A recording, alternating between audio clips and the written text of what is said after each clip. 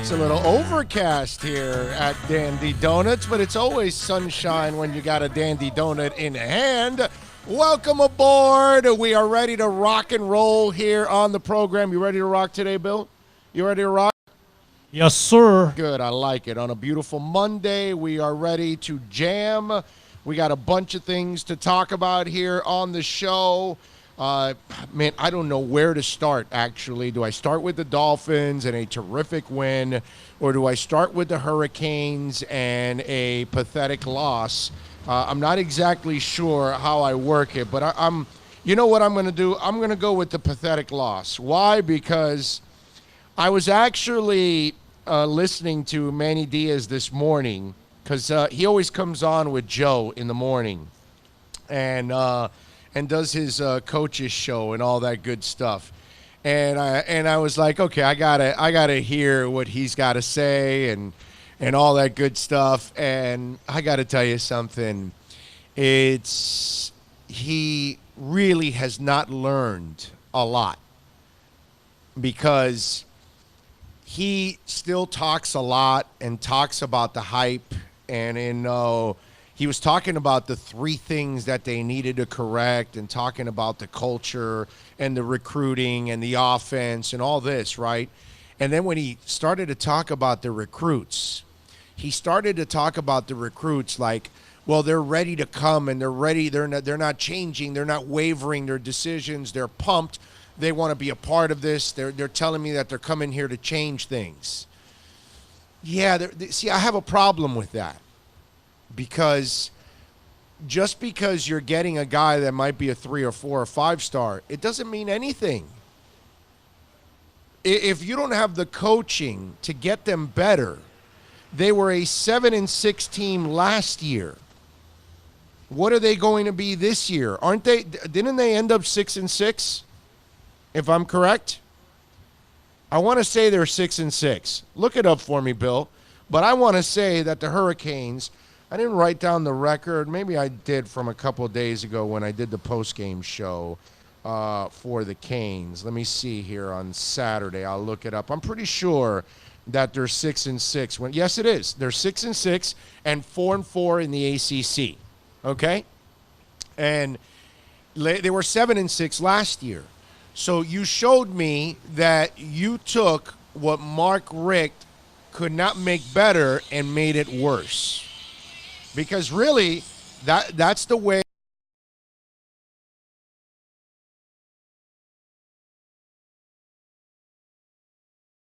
It's just one of those deals that, you're not getting it done, dude.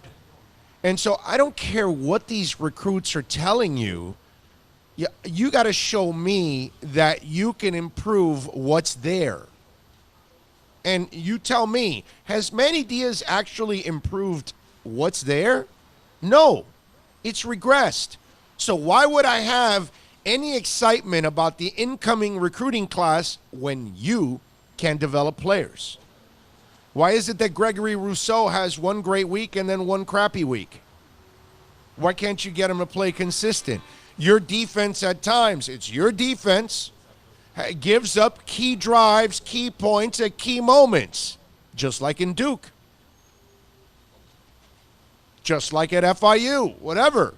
You can talk about how, I love how he brags, and the way he was bragging about his defense and basically blaming it all on the offense when really everybody's at blame. Yeah, you have your stretches. But even in the moments where you get a short field, does your defense does something special with it? No, you allowed 7 points. It just, there's excuse after excuse after excuse, and that's what I'm picking up from Manny Diaz now. He is now sounding to me like a car salesman, like a bad car salesman, okay?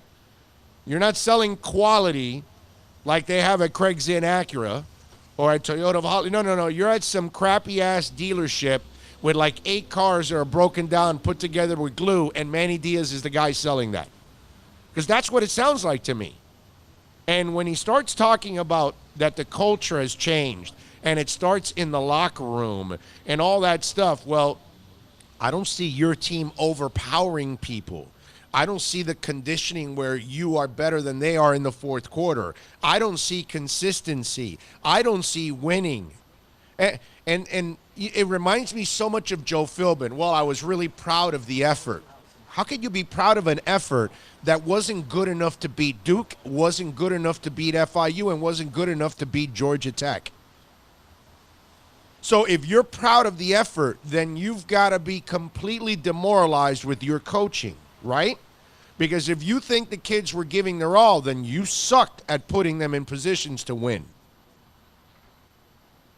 I mean, that's what it's got to be. If your players aren't making plays, that falls on you. If you're not getting the playmakers involved in the game, that falls on you, Manny Diaz. Listen, I'm good with not firing him this year, but I'm not going to sit here and make excuses, lob softballs, and try to cover up for him just because I wanted him as a head coach, that I'm good with the decision. Because I can be wrong, and I've been wrong many times over, okay? And it's not going to be the first, it's not going to be the last. And right now, all of us that wanted Manny, we are looking terrible, including Blake James. But the excuses and when you tell me that culture is about your weight room, are you kidding me? I'm watching it on the other side on Sundays with Brian Flores. That's culture. I'm watching a team together. I'm watching a team get better. I'm watching a team that gets coached up. I'm watching players get better. At the University of Miami, nobody's really getting significantly better every week. They play well one week and then they disappear another week. That's not progress. That's inconsistency. And that comes from your coaches. And you're supposed to show me that you can improve. I've watched the Dolphins improve. I look at Brian Flores, and the guy never makes an excuse. Never pointing the finger at one side of the football or the other, like Manny Diaz. Never saying, well, we got to go to free agency. Manny Diaz does. Right? Some of the things he says as a head coach, it's baffling to me. Today, basically, he was just like undressing the offense and doing everything possible to protect the defense, and the defense is far from perfect. They're not special. They're not dominant. They have their moments, but that's the difference. Moments doesn't make it a whole 4 quarters. Moments doesn't make it a stretch of weeks or a month or two that you're dominating. No. You have your moments, and then you have your bad moments in the same game. That tells me that you are not getting the job done. It's just, it really is amazing to me. You got more talent than Georgia Tech. You got more talent than FIU. You got more talent than Duke, and you can't beat them. You got more talent than Central Michigan, and you can barely beat them. I'm watching on Sundays a guy that can coach. A group of coaches that are getting the max out of players. The ones that are there, obviously, too. The ones that aren't, getting weeded out. But I'm watching improvements where I just don't see it with Manny Diaz. I watched a group of players regress, and to give me, I told you guys yesterday this in the podcast, and I'll repeat it again, okay? And I don't like repeating it too much because you got opportunities in the podcast. I'm not doing regular radio where you got to repeat everything over and over again every 15 minutes. But I told you guys that this excuse about that Randy Shannon inherited Coker's players and that Golden inherited Shannon's players and that Mark Richt inherited Golden's players, and now we're blaming that these are Rick's players and it's Manny D. No, man. No, you got to improve what's there, okay? Because I watched the Dolphins destroy what little they had, okay? What little they had that usually gets them to 6 to 8 wins, they completely annihilated all of that, right? And they tore this team down and made it even worse than ever. This is one of the least talented teams in the history of the NFL. And yet I've watched Coach Flores never complain, never point fingers, okay? Never make excuses, and always demand from his players. And then in the end, he's getting results, and his team gets better. And his team is competitive every week. Do you know how much more talent that Philadelphia Eagles team has than Miami? I mean, it's ridiculous how much more talented the Eagles are than the Miami Dolphins. And yet that man's coaching his ass off. What's Manny Diaz doing? Please explain to me. I'm trying to figure out, where is he a difference maker? Because I don't see it at all from Manny Diaz. And it's just, to me, it's just, it's getting to a point where it's looking shady now. It's looking like, wow, they screwed up big time. They hired a guy that's in over his head, and I don't know if he knows how to get out of it because he's never done this before. And think about this. You can fire the offensive coordinator, right? What really good offensive coordinators come into Miami now? The way Manny has coached, or lack thereof, do you think you're going to get a quality offensive coordinator to commit here? They're probably going to take a better job. A job where they think the coach has more stability. And I get it, there's guaranteed money and all that good stuff, but you don't want to keep moving your family around. You'd like to go somewhere where you can stay for a couple of years. Where does it say that you are guaranteed that Manny is going to be here for years to come? Hell, can you guarantee me that Manny will be here for 2 more seasons? He's going to get 1 more because he should. But it's not like you go into next season with any kind of confidence now. All that confidence that we all had this offseason with Manny, it is gone. And I told you weeks ago, the honeymoon was over. He doesn't get the honeymoon that other coaches get because he knew this team. And the fact that the team has regressed under his direction proves that he's not better than Mark Richt as a coach. He got the same group of players and couldn't do better. That to me is not called progress, and that to me is definitely not called good coaching. I'll tell you that. That is a problem, a major problem, okay, for the Miami Hurricanes and for Blake James. Blake James is going to have a serious conversation with Manny Diaz. I'm telling you. By the way, if you're in the market for a great rack, I mean, I love a great rack. Do you love a great rack, Bill? Don't you love a great rack? But of course. All right, well, if you're in the market for it, warehouse racks, that's what I'm talking about. See, your mind was in the gutter, right? You got to contact the folks at Pallet Rack City. That's right, Pallet Rack City. These guys, I'm telling you, they have the largest inventory of new and used pallets, and they've got all the racks you need, all types of sizes to fit your warehouse. D size, double Ds. No, I'm sorry. Call them 305-887-9212 as soon as possible. Not only do they sell pallet racks, but everything else for your warehouse needs, including shelving, hand trucks, dock boards, fork extensions, packing supplies, floor scales, warehouse rolling ladders, and everything else you can possibly need to maintain a top-notch warehouse, including forklifts. Call my friend Eddie right now, folks. I'm telling you, Pallet Rack City, 305-887-9212. We got to come up with a rock song called Pallet Rack City, because Pallet Rack City sounds like a metal song right there, and plenty of metal also in warehouses. So call Eddie right now, folks. All right, 305-887-9212. Get your rack with Eddie at Pallet Rack City.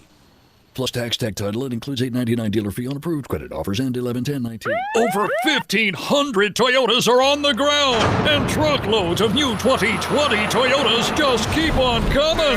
To eliminate all 2019 models, Toyota of Hollywood is holding the ultimate 2019 model year changeover event. Make us an offer, any offer, and you can buy a Toyota at up to 50% less than their original MSRP when new and used. 50% less. A pre-owned 2019 RAV4, not $30,000, $19,775. A pre-owned 2019 Camry LE, not $26,000, $17,775. A pre-owned 2019 Corolla LE, not $22,000, $12,775. Pay up to 50% less at Toyota of Hollywood, the #1 volume Toyota dealer, based on total retail sales of new Toyotas in the Southeast region for 2014 to 2018 per SET, on 441 between Hollywood Boulevard and Sheridan Street. Open till midnight. Thinking about buying or refinancing a home? Act now. Home values are ticking up. Don't put off making a move any longer. Call Michael Kodsey now at Choice Mortgage Bank, 561-441-2730, while mortgage interest rates are still at historical lows. Call now to get pre-approved and buy your dream home. If you're currently paying over $800 a month for rent, call 561-441-2730 now before interest rates go up. Down payments as low as 3.5%. Veterans may qualify for no money down. If you own a home, but you're upside down, Michael Kodsey can help. If you're being denied by your bank or your loan process is taking too long, call 561-441-2730. Act now while fixed rates are still under 3.5%. Offices in Boca and Boynton Beach. Rates and terms subject to change daily without notice. Equal housing lender. NMLS 122081.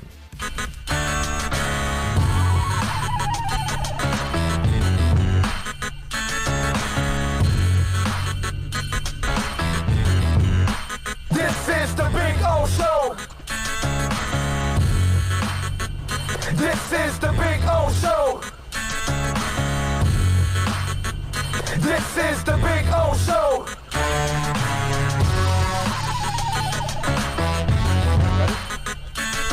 All right, we are back. 11 o'clock hour. We're coming to you live from Dandy Donuts. Oh, yes, 102 North 28th Avenue. Come on by, see Bobby and all the amazing people out here at Dandy Donuts. Have a delicious Dandy Donut. Have some breakfast, have some lunch, all kinds of stuff while you're out here at Dandy Donuts, and take some donuts home. You will, trust me, everybody's going to love you for taking those donuts home. So if you get a chance, come on out and taste some delicious Dandy Donuts. Remember, you can always reach out to us on the accidentlawfirm.com text line, which is 786-322-1105. That's 786-322-1105 if you want to get in on the program as we take you, of course, till about 3 o'clock. Right around there is when we'll be here till. And we'll have some fun out here. And I got to get me a glazed donut, too. I need a little glaze action before I'm done here today. Just one. Not going to go crazy. I'll let Bill go crazy. He's the one that goes crazy with the he ends up eating like 5 or 6 donuts. He's amazing. Not hardly, man. 2. Yeah. 2. Yeah, maybe 3. 2 in every sitting. And that sitting comes like every 20 minutes.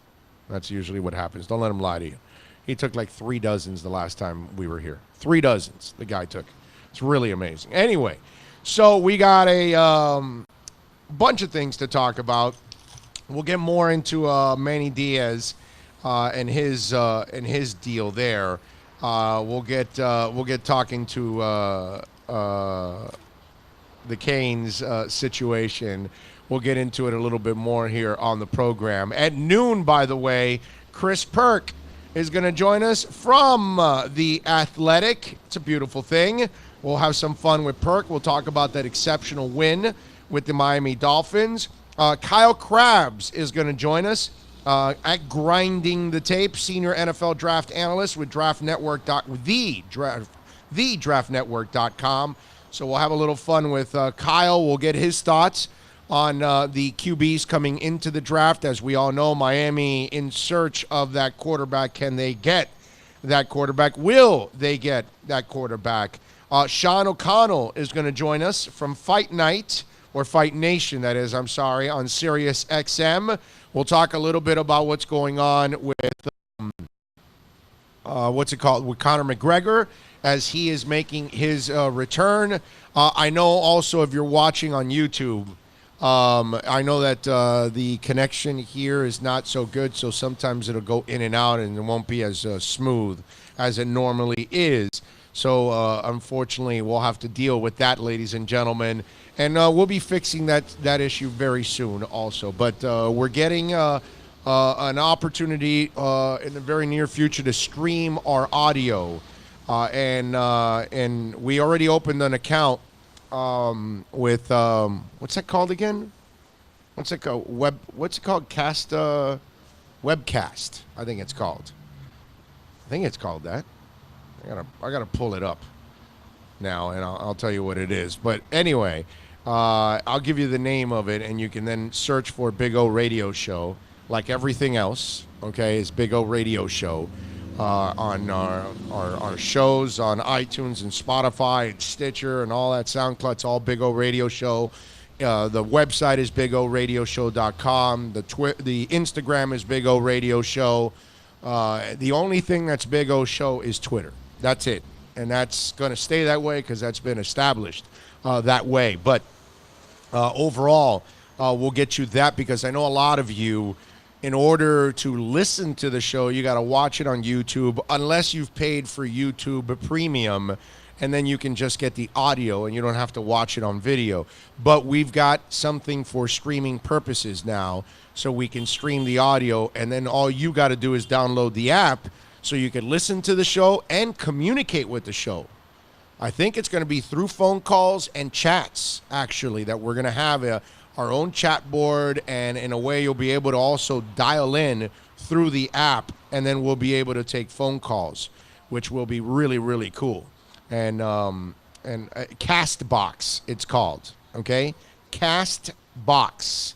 It's a little orange logo with a white line in the middle, and it's called Castbox. So download Castbox and get ready for that, because that's going to be a way of you streaming our show live. Anytime we're live, you'll be able to stream it, which is going to be really, really cool for those of you out there that are following the show on a daily basis, and we always appreciate that. We got a bunch of people chiming in. Let's give a little roll call to Flipside Fishing. Parker is a beast. Emilio Nunez saying good morning, guys. The Truth is chiming in. Devontae Parker should be the MVP for the Dolphins. Yeah, he's been their best player. George Albanese, I think it's pronounced, saying a little good morning. Ian O'Reilly, I got a man crush on Flo, says. Nico's also chiming in, saying hi to Bill and myself. So appreciate those of you chiming in on YouTube chat board. As always, thank you for keeping it locked here on the program. It means the world to both of us that you guys are able to keep it locked and obviously support us every single day here on the show. We got a bunch of things. First of all, let's get into the Dolphin win, because it was a beautiful thing. You guys know the way I roll. It's not about the negativity and all that stuff. That stuff is a layup. Talk. Now, all these tankers, where are all the tankers? Please tell me, where are all the tankers? I just want to shout out, where are you? Because their excuse is, well, no, it's the front office that's trying to tank. Well, if the front office is trying to tank, wouldn't they tell them, don't play Fitzpatrick? If the front office is trying to tank, wouldn't they say, no, we're not going to grab Taco Charlton? If the front office is trying to tank, we're not going to trade and bring in Vince Beagle to help us out. If the front office is trying to tank, why do they keep picking up guys off the street and trying to see if this one works? Because that one isn't. If it isn't working, isn't that what you're trying to do? Wouldn't you be sitting back if you're the front? No, but go ahead. Look, man, it's a matter of creating whatever narrative you want to create, okay? And for the tankers, since they're wrong, they got to lean on other things and say, well, no, the front office is the one tanking, not the coaches. Nobody's tanking. Nobody's tanking. They're building the team through youth. And with youth comes inexperience and comes a lot of losses. But we're watching a young team get better. And we're watching them develop players that you have for the future. Like I told you in yesterday's podcast, you realize now that every time I've said needs, when we talk about the 14 draft picks, I talk about a number one wide receiver. You think you might need a number one wide receiver? Maybe not, right? Because if Preston Williams plays the way he was playing and Devontae Parker's playing the way he's playing, you have a 1 and a 2. Allen Hurns easy becomes your 3. And Jakeem Grant's your 4. You got your receiving core set. That's it. And Jakeem at 4 is perfect. Allen Hurns at 3 is perfect. And obviously, Devontae Parker and Preston Williams, 1-2, 2-1, reverse it, switch it around, whatever, because Preston can become a 1-2. And we're watching the development of Mike Gesicki. Maybe you don't need a number 1 tight end anymore. Right? So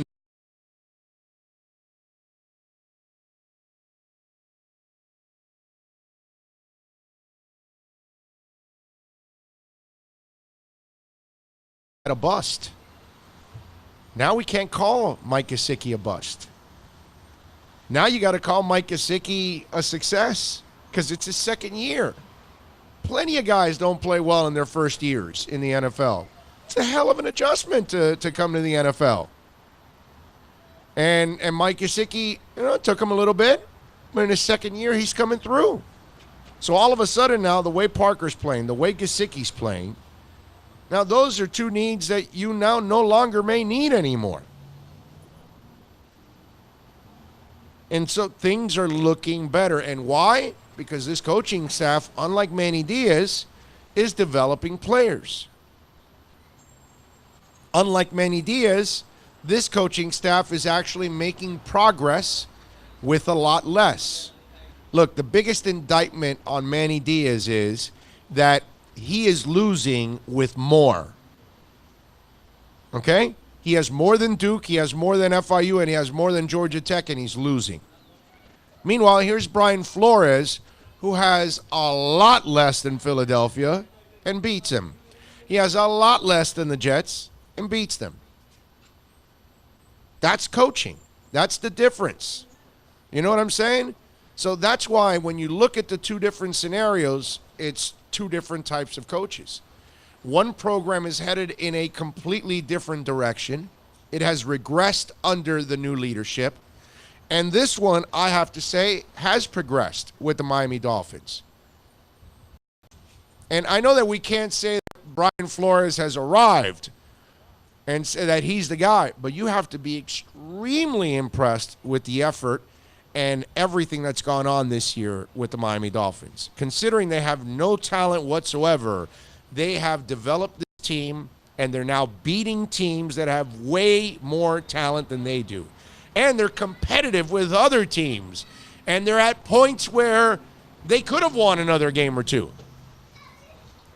Look, I thought you were insane when people walked up to me and said, well, they're going to win 5, 6, 7 games. I was like, come on, man. They have no talent on this team. And let me tell you something. You were insane. The problem is none of us really imagined that Brian Flores would do this good a job with no talent whatsoever. That's really the key.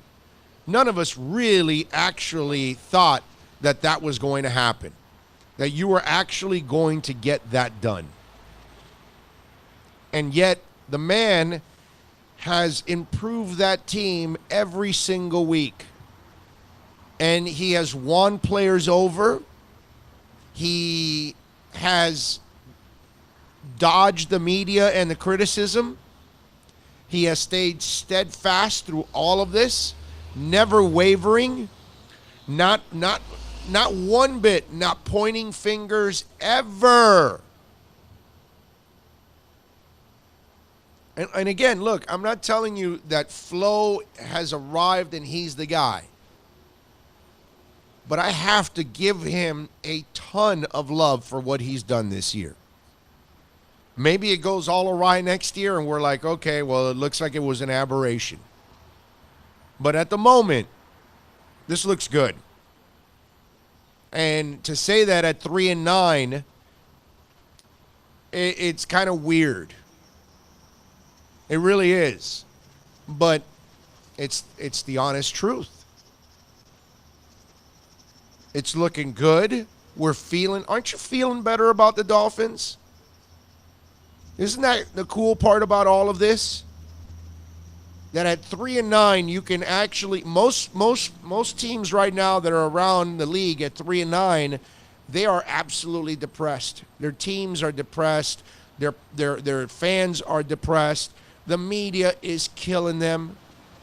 Not us. Not us, because we all know what those of us that get it, we know what the big picture's all about and what they're trying to accomplish. And this year, mission is accomplished. Manny Diaz thinks he's changed the culture, which he hasn't.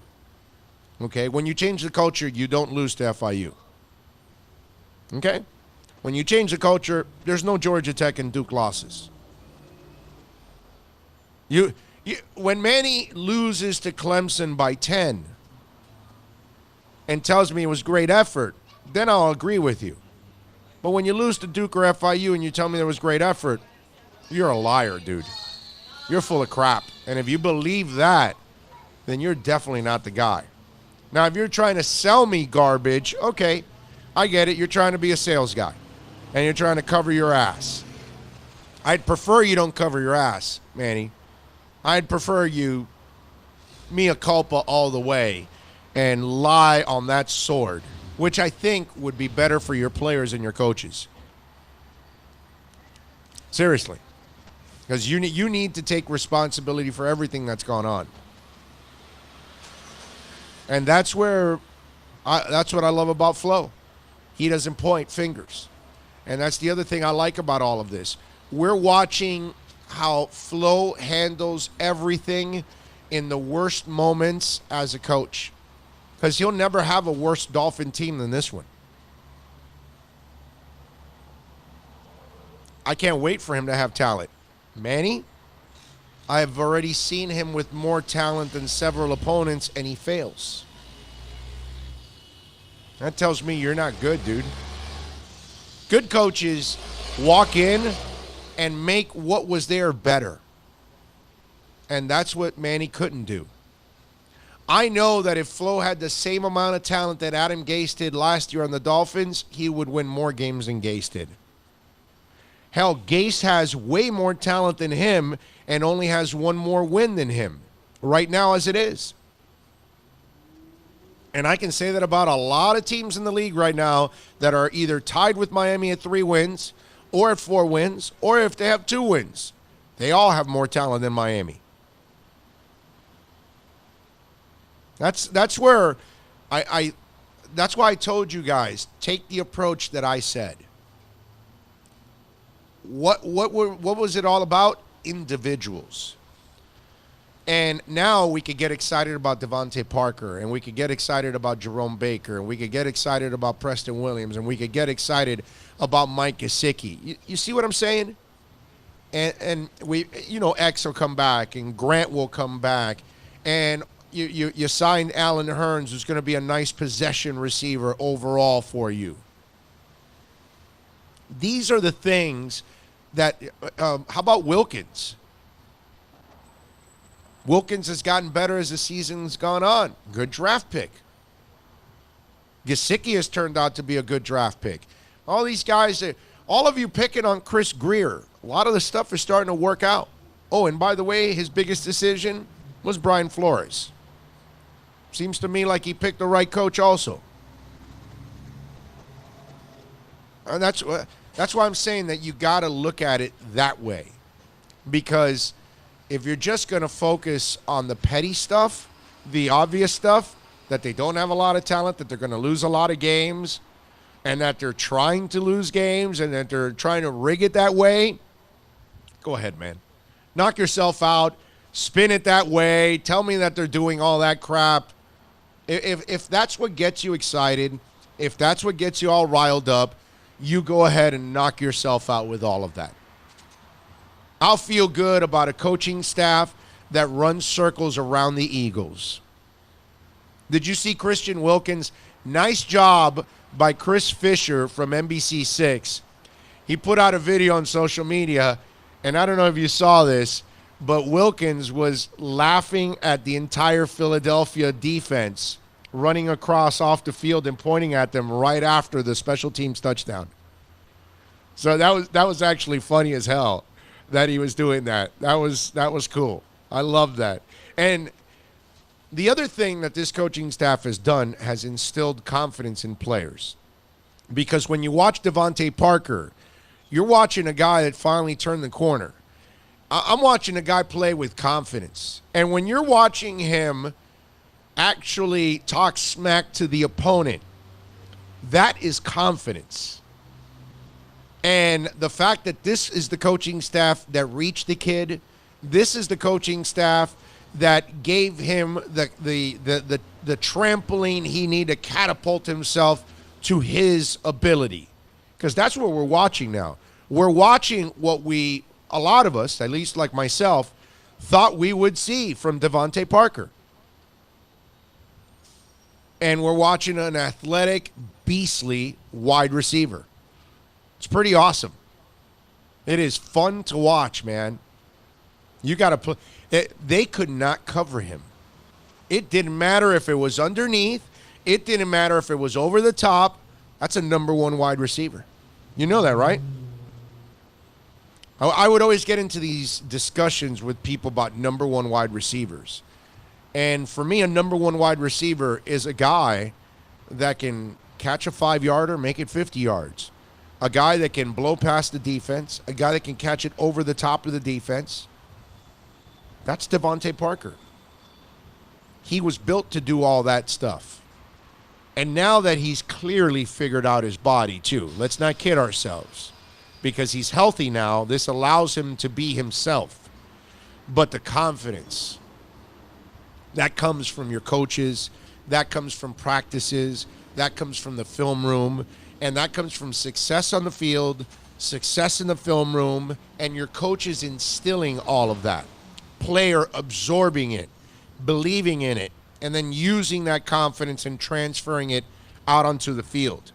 And it's not that you're doing it only in practice, you're doing it in games. And then you're becoming a number one type guy, a guy that wants the ball, a guy that the defense knows you're getting the ball and they still can't do anything about it. It's pretty awesome to watch what's going on with Devontae Parker. It's extremely awesome. Don Henrik chiming in on YouTube. Hey, Don. In Flores, we trust. I'm with you, baby. Jay says, great day yesterday for South Florida sports fans. By the way, I like watching you on your show. Well, thank you very much, Jay. I appreciate that. The tankers disappeared the moment Tua got hurt. Yeah, how convenient, right? The other thing I was thinking about, is there any chance that the Bengals really went back to Dalton right when Tua got hurt? Because, man, it just kind of like, okay, he's out. Timing a little questionable. Screw number one. It doesn't matter. That's the guy. We're out of it. Michael DeLuca says, this week is Jets week, and it's Dolphin NYC MetLife takeover. Over 1,000 Dolphins taking up 3 sections of MetLife Stadium. Let me tell you something, Michael. And I told Bill this because he doesn't believe me. But I'm going to make it happen. We're going to all those things next year. We just started this now. Okay? And we've got several trips already planned at the beginning of the year to cover the draft, like we never do. Well, like we always do, but we're going to give you coverage like you've never gotten before. Ever. Okay? The draft coverage we're going to give you is through the roof. But we're going to go to all these other things next year. We're going to go to Oakland. We're going to go to Vegas to the Raiders and the Dolphins. That week, we're going to be out there. We're going to plan on all this. We'll get the right sponsors. We'll get it. We'll do our shows out there. I want to do a show with 1,000 Dolphin fans at the MetLife Takeover, dude. How cool would that be? You haven't seen the pictures and the videos, but it's a ginormous tailgate party. We park our table there in the middle of it. We do our podcast out there, have some fun with the Dolphin NYC guys and everybody else.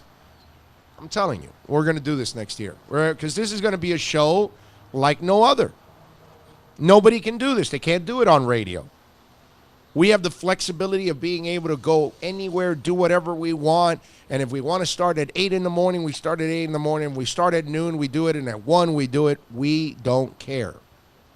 As long as you guys download and support, that's all that matters. Let's see, what else do we have here? Big Rig says, MetLife Takeover is a thing of beauty. I'll be missing it this year.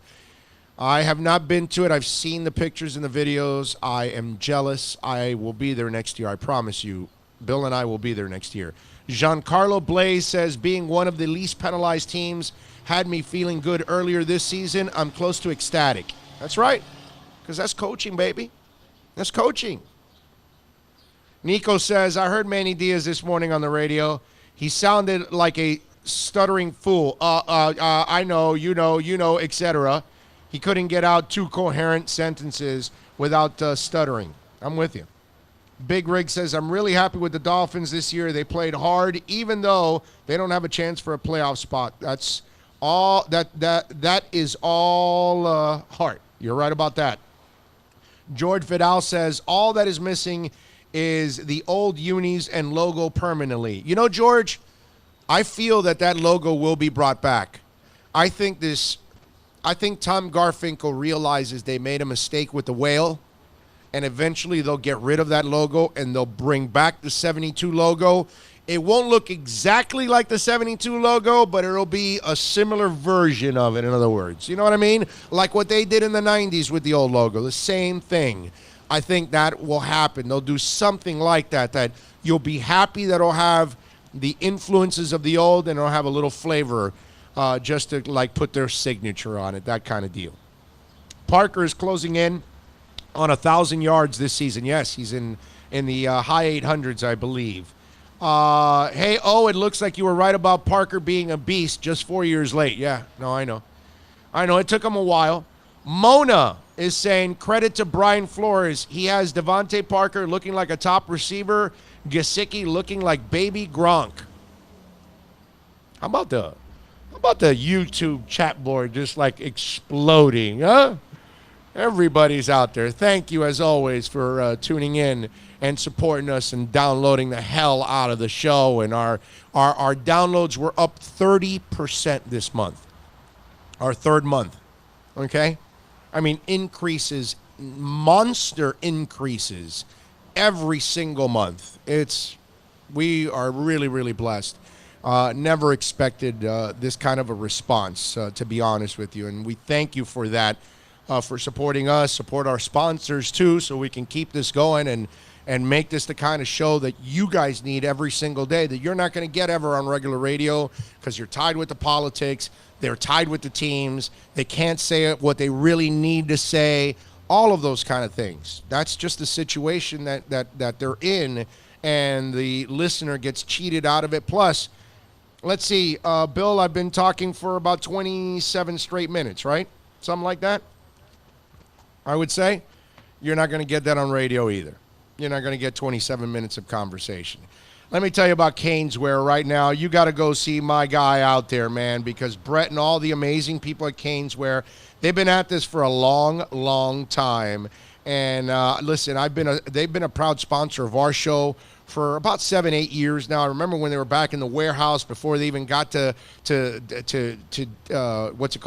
Davie, and right there by University Drive at 2511 South University Drive. And you're going to love it there at Caneswear. They've got everything. They had a monster weekend going on right now. Cyber Monday, Small Business Saturday went on, the Black Friday. They had deals And they have deals going on right now, too. But they had deals over the weekend up to even 70% off. Get on down to Caneswear. Jerseys, shirts, hats, you name it. Any kind of collectible, they've got it for you. Sandals, sneakers. Oh, those sneakers are so good. The Adidas line is awesome, folks. They've got the polos. They've got the championship jackets, the starter jackets. You name it. 2511 South University Drive in Davie. Caneswear, Miami Fanwear. That's the spot where fans like me shop. Plus tax, tech title. It includes $8.99 dealer fee on approved credit. Offers end 11/10/19. Over 1,500 Toyotas are on the ground, and truckloads of new 2020 Toyotas just keep on coming. To eliminate all 2019 models, Toyota of Hollywood is holding the ultimate 2019 model year changeover event. Make us an offer, any offer, and you can buy a Toyota at up to 50% less than their original MSRP when new and used. 50% less. A pre-owned 2019 RAV4, not $30,000, $19,775. A pre-owned 2019 Camry LE, not $26,000, $17,775. A pre-owned 2019 Corolla LE, not $22,000, $12,775. Pay up to 50% less at Toyota of Hollywood, the #1 volume Toyota dealer, based on total retail sales of new Toyotas in the Southeast region for 2014 to 2018 per SET, on 441 between Hollywood Boulevard and Sheridan Street. Open till midnight. Thinking about buying or refinancing a home? Act now. Home values are ticking up. Don't put off making a move any longer. Call Michael Kodsey now at Choice Mortgage Bank, 561-441-2730, while mortgage interest rates are still at historical lows. Call now to get pre-approved and buy your dream home. If you're currently paying over $800 a month for rent, call 561-441-2730 now before interest rates go up. Down payments as low as 3.5%. Veterans may qualify for no money down. If you own a home, but you're upside down, Michael Kodsey can help. If you're being denied by your bank or your loan process is taking too long, call 561-441-2730. Act now while fixed rates are still under 3.5%. Offices in Boca and Boynton Beach. Rates and terms subject to change daily without notice. Equal housing lender. NMLS 122081.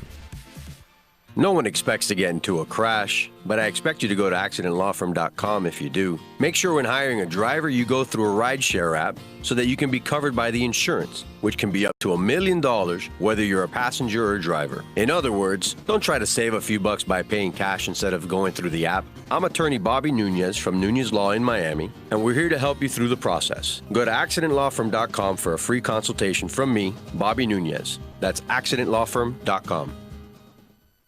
America's safest and best-selling compact luxury SUV is at Acura of Pembroke Pines, and this is how we do it. RDX, $339 a month at Acura of Pembroke Pines, the #1 volume Acura dealer.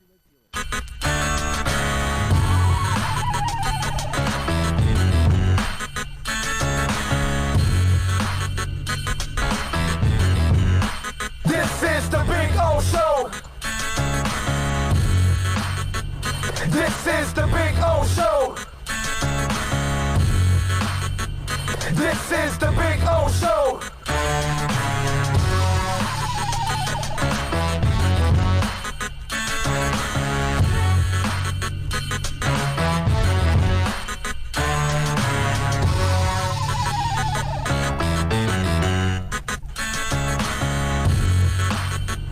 This is the Big O Show.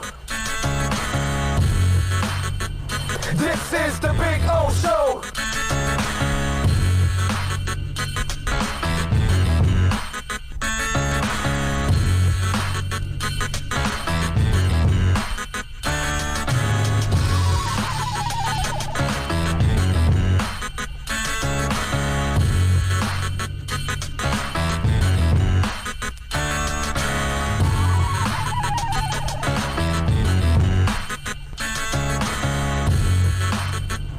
This is the Big O Show. This is the Big O Show.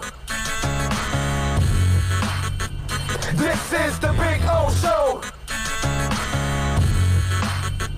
This is the Big O Show.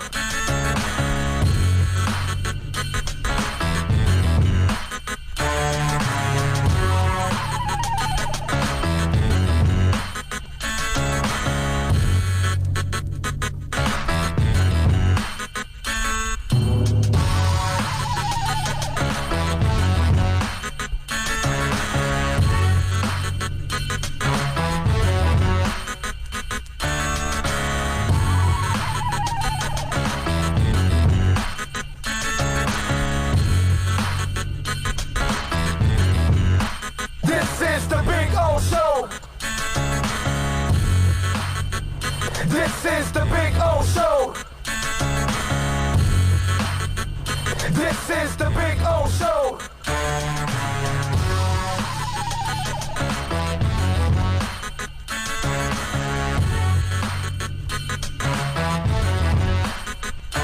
We are ready to rock.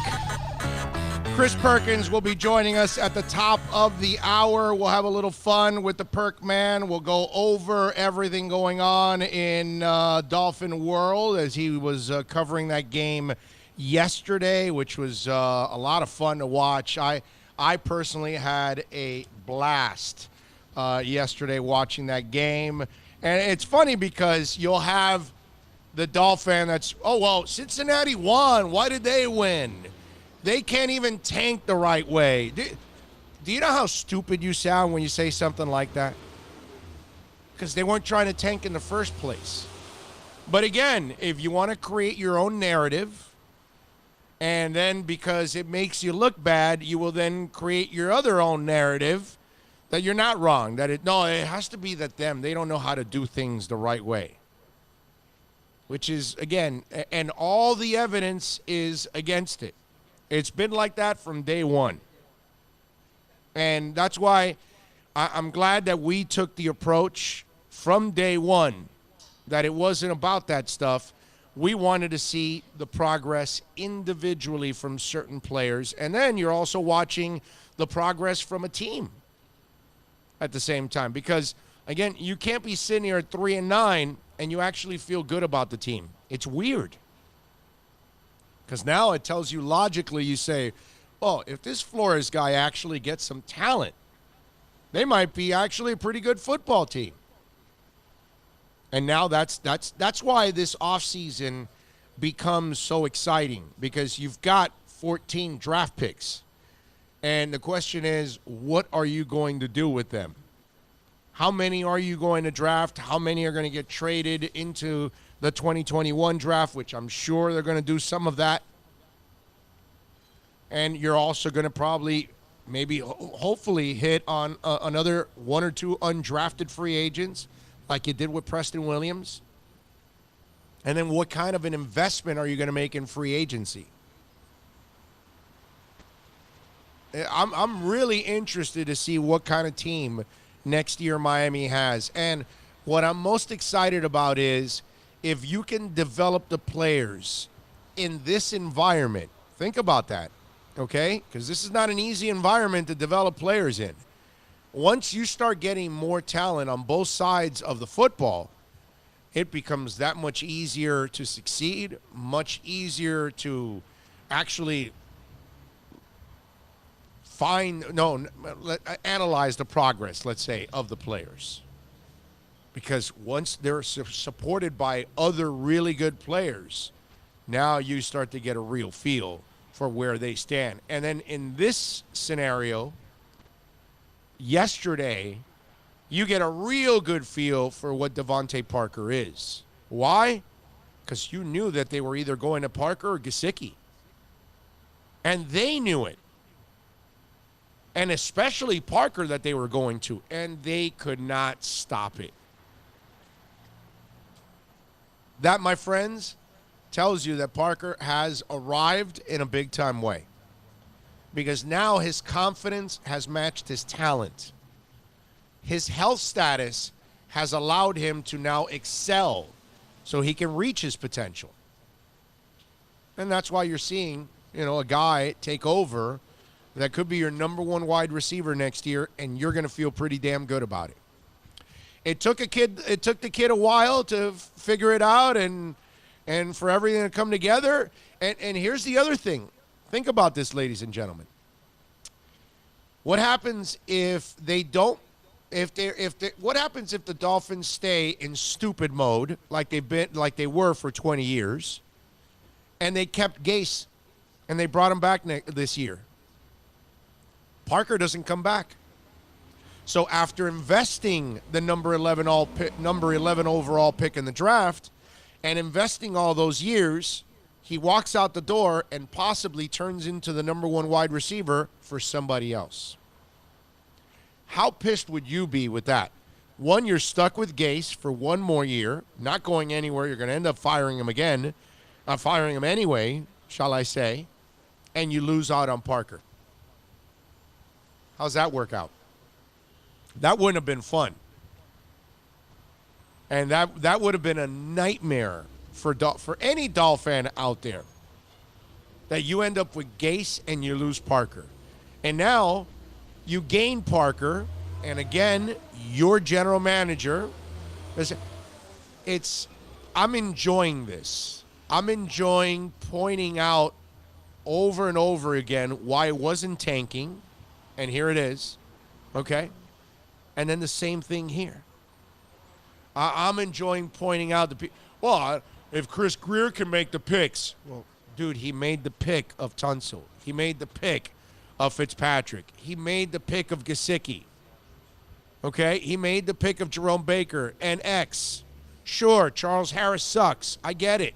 But he also found Preston Williams. And Christian Wilkins is having a good year. Oh, and by the way, his first hire as a head coach, looking pretty damn good.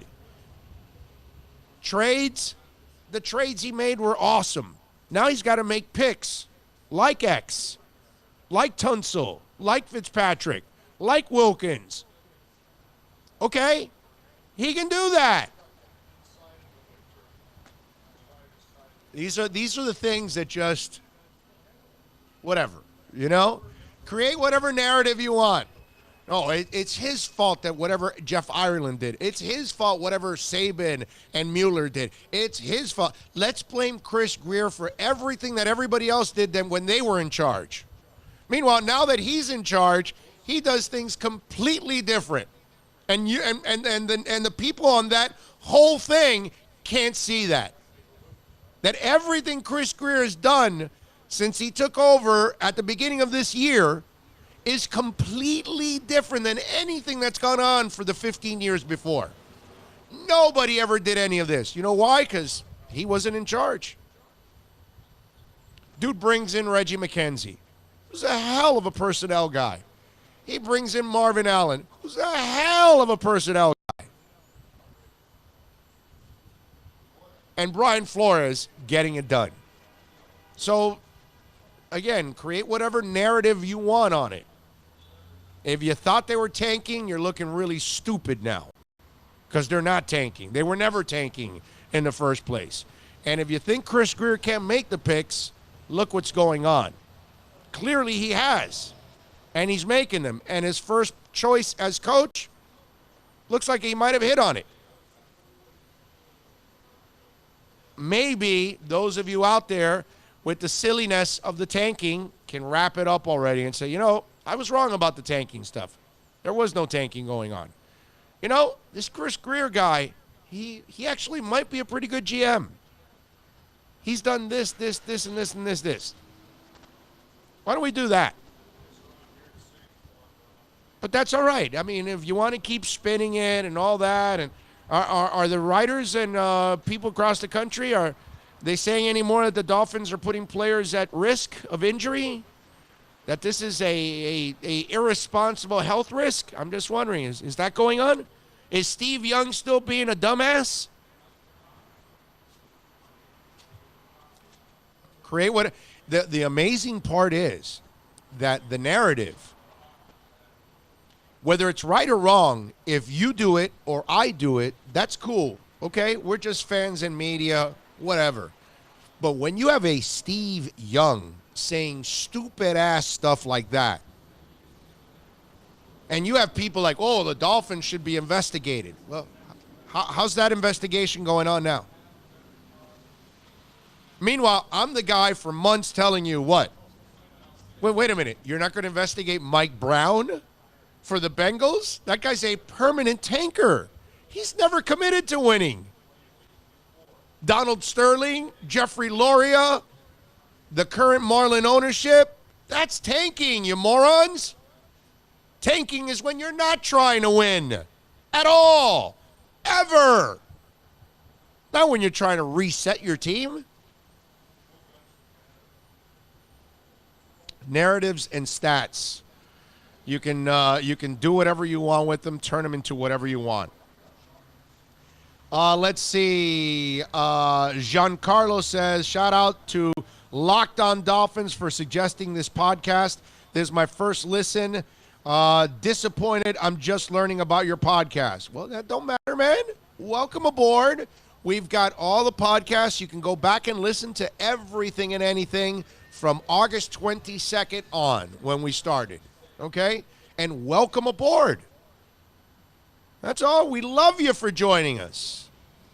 And thanks to the folks on Locked On Dolphins. Dan Lohr says, we got the coaching in the South Florida with Brian Flores, Eric Spoelstra, and Joe Quenneville. Manny Diaz doesn't count. He's not a good coach at all. What? Hey, dude, he's not a good coach right now. I hate to say it. I hate to slam Manny Diaz. I really do. I don't want to slam him. But I don't play that game here, man. You know, I'm like, Homie the Clown. Homie the Clown don't play that. I don't play that just like Homie the Clown. I'm going to whack you over the head when you deserve to get whacked over the head. And Manny Diaz is full of crap and needs to get whacked over the head several times. Wake the hell up, Manny. Big Rig says, I remember you saying to put Grier as GM and have him alone for years. So far, you're on point. Well, yeah, we wrote the article. We said fire Gase, fire Tannenbaum, and put Chris Grier in place. We wrote that article 9 months ago, 10 months ago, or no, more than that. Because, how long's Grier been in place? It was like 3-4 months before Grier was hired. We wrote that article. We said it on radio locally. We said it on Sirius nationally. I've been saying it for a while. The problem is some people want to create this whole thing that Grier's at fault for all the other idiots when he wasn't in charge. That's all. Benjamin Lyle says, with Josh Boyer developing our secondary and the arrival of Parker, Gesicki, and Preston, I'm all for trading down and attacking lines on both sides.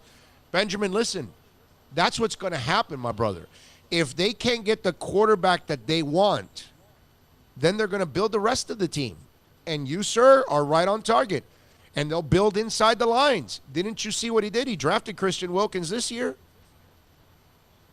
He's not stupid. And he'll get out, and he got Dieter. You can't solve everything because he didn't have a ton of picks. But now, this year, he's got a ton of picks. Watch him get a couple of offensive linemen and a pass rusher or two. No doubt about that. So, yeah, expect that, Benjamin. Patricia. She says, Big O, the future development is young and bright is ECP with CB, Ryan Lewis, and Nick Needham. They've actually played well. Lewis has had some, but Needham's the guy that he's – and let me tell you, when I saw Needham in the preseason, I said, well, about Nick, we don't need to see him anymore. I was using his last name as a shot. And to his credit, the kid's developed into a player that might be a little backup. You know what I mean? Not a starter, but you might be developing some depth with some of those guys on the back end. No doubt. Because I think you want to draft a really badass corner opposite of X. And then you move Bobby back in a slot, and you are Studley at that spot. Now you'll draft a safety. Watch them, because one of the things, Bill, that we'll be looking at in the offseason, we will be looking at cover safeties. Because if something you have learned as a Dolphin fan, or maybe you haven't, but you'll learn now, if you've noticed, they moved Minka to safety. They moved Bobby McCain to safety. They moved Eric Rowe to safety. These are all corners. They like their safeties to really have cover skills. And when I go now in the offseason and I'm asking my guys about cover safeties now, free and strong, I'm going to ask about their cover skills.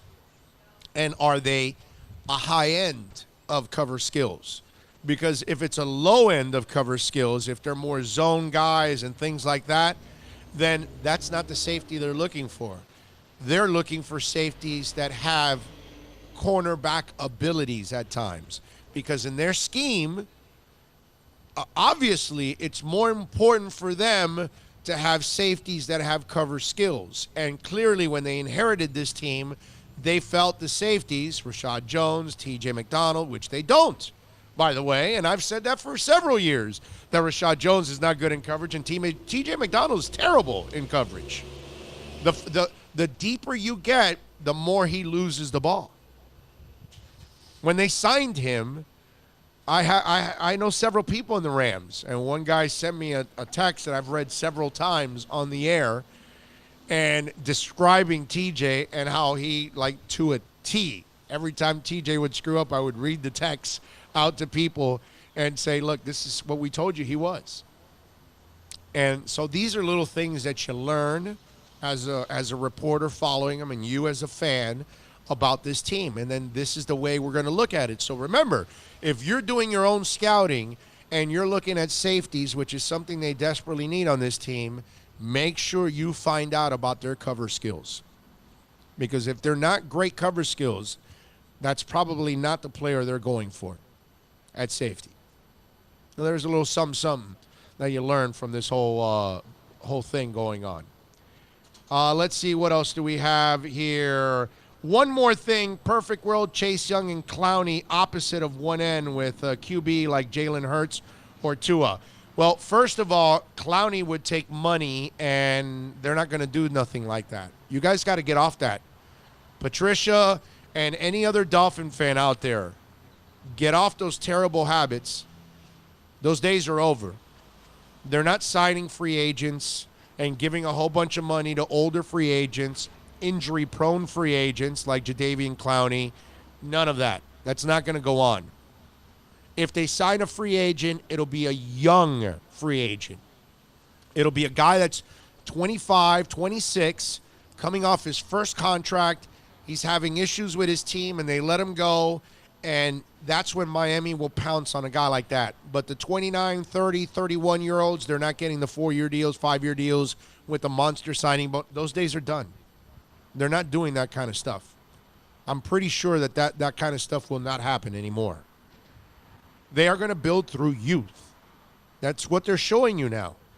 If they wanted to spend on veterans, they would have done it already. They could have bought a couple if they wanted to. They have the space, and they have it. So don't expect that to happen. I'm telling you. I am 1,000% sure that that's not going to be the case with the Dolphins. I really am. I think they're going to go young, and ladies and gentlemen, that's the right thing to do.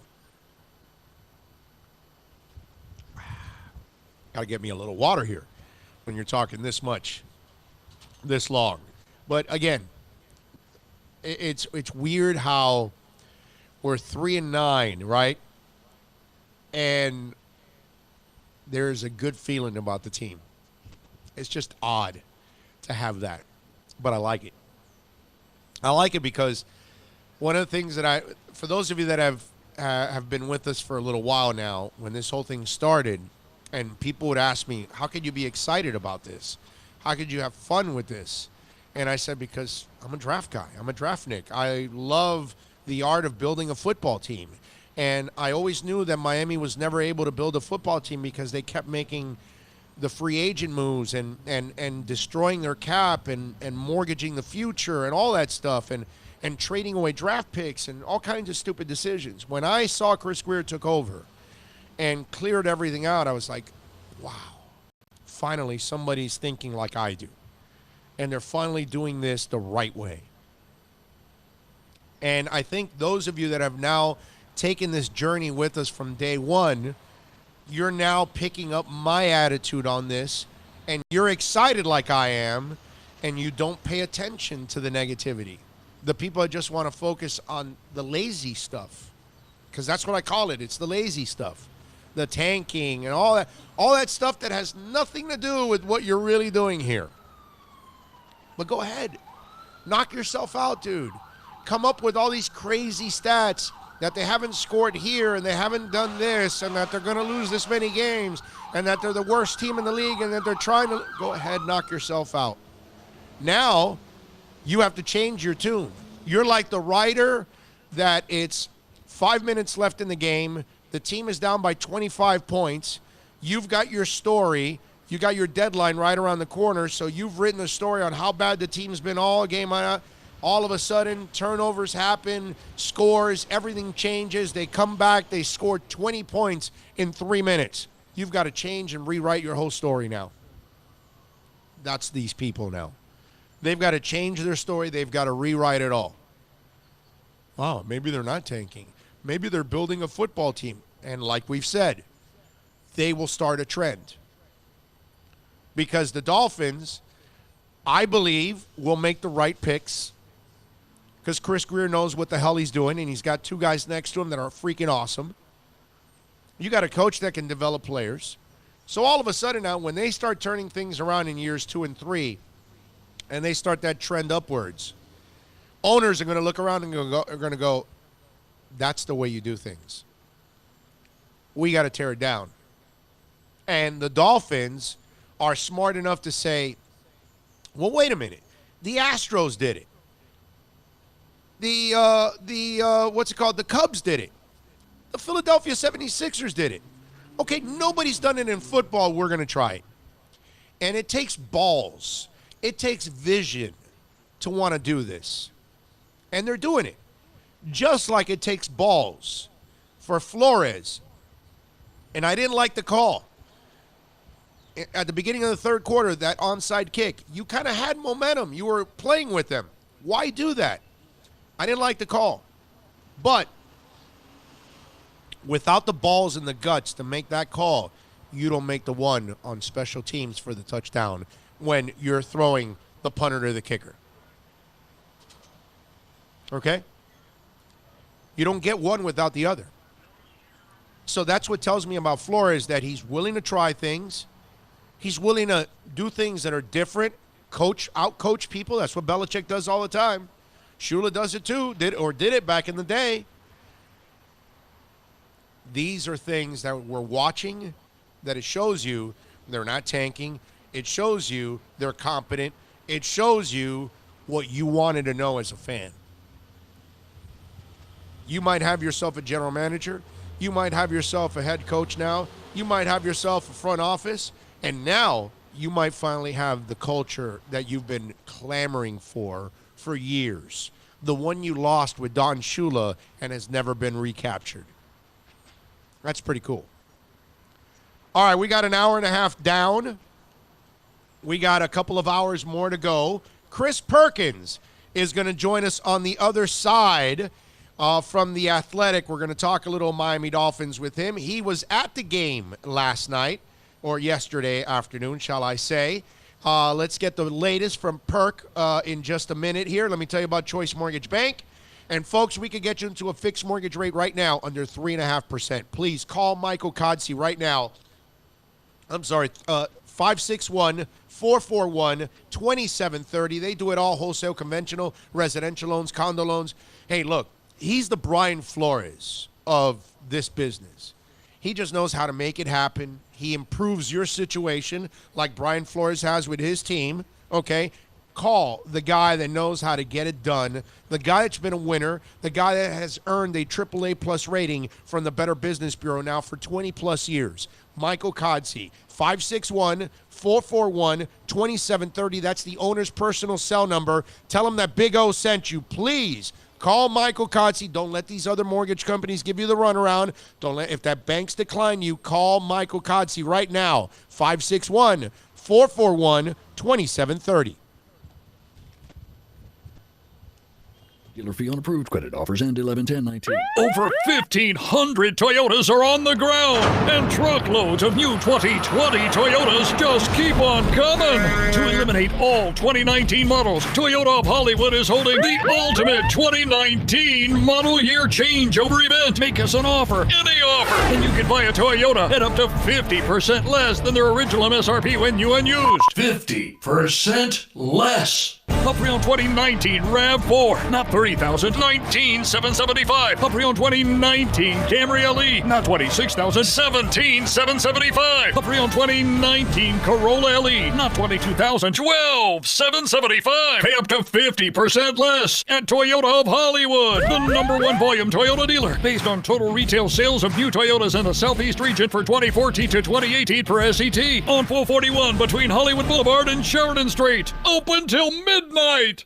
No one expects to get into a crash, but I expect you to go to accidentlawfirm.com if you do. Make sure when hiring a driver, you go through a rideshare app so that you can be covered by the insurance, which can be up to $1 million whether you're a passenger or a driver. In other words, don't try to save a few bucks by paying cash instead of going through the app. I'm attorney Bobby Nunez from Nunez Law in Miami, and we're here to help you through the process. Go to accidentlawfirm.com for a free consultation from me, Bobby Nunez. That's accidentlawfirm.com.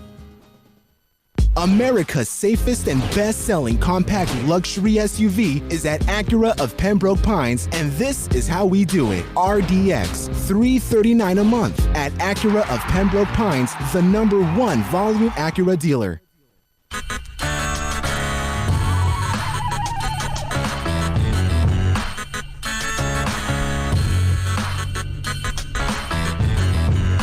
This is the Big O Show. This is the Big O Show. This is the Big O Show.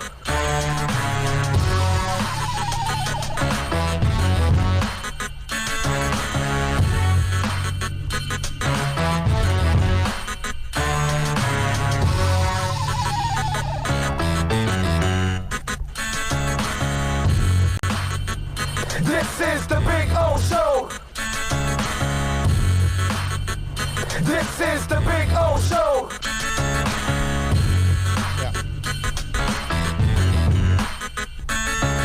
All right, we're going to get in contact now with Chris Perkins from The Athletic. We'll talk a little Miami Dolphins. Got a loaded show for you today. Kyle Krabs is going to join us at 1 o'clock from Grinding the Tape, senior NFL draft analyst for thedraftnetwork.com. So we'll get into some of the quarterbacks that are coming into the draft. We'll get his opinions on that. Sean O'Connor. I figured Conor McGregor's coming back. We get a little bit into that and talk a little news there, because obviously that is big news with Conor McGregor coming back to the octagon, and hopefully he'll get his ass kicked sideways 8 or 9 times, which would be good, although I don't think it's going to happen with this guy.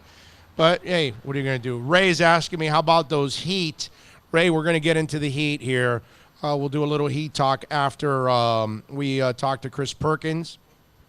We'll get into a little Heat talk, maybe in the 2 o'clock hour, I think. We'll get into a little Miami Heat talk. We'll talk to Chris Perkins now around 1:30 is when we'll get into a little Heat talk after Kyle Krabs. Right now, we're going to talk to Chris Perkins from The Athletic. We'll get on, and we'll talk about the Dolphin win over the Eagles yesterday. And that was funny, too, yesterday, because the stadium is loaded with Eagles fans. A lot of Dolphin fans obviously not showing up or selling their tickets. And those fans left pretty frustrated, which was pretty cool, too. I love that they left frustrated, man. That was funny. That was funny. And this is why sometimes we get ahead of ourselves, right? The Eagles had a hell of a year, and they won the championship. But now we're kind of learning some things. One, it wasn't a generational defense. Two, my boy Carson Wentz, I don't know if the injuries have taken a toll or something, but he's not nearly as sharp as he used to be. And he's really young. And the other thing is Doug Peterson, good coach, but maybe not as good as everybody thought he was. Because now, since the Super Bowl, they've taken multiple steps back. They don't get back to who they were. And remember, here's the thing. They've lost Nagy. And they lost, who's the other guy they lost? Over at Indy, what's his name? Anyway, the 2 coaches that they've lost. Who's Frank Reich. Reich, exactly.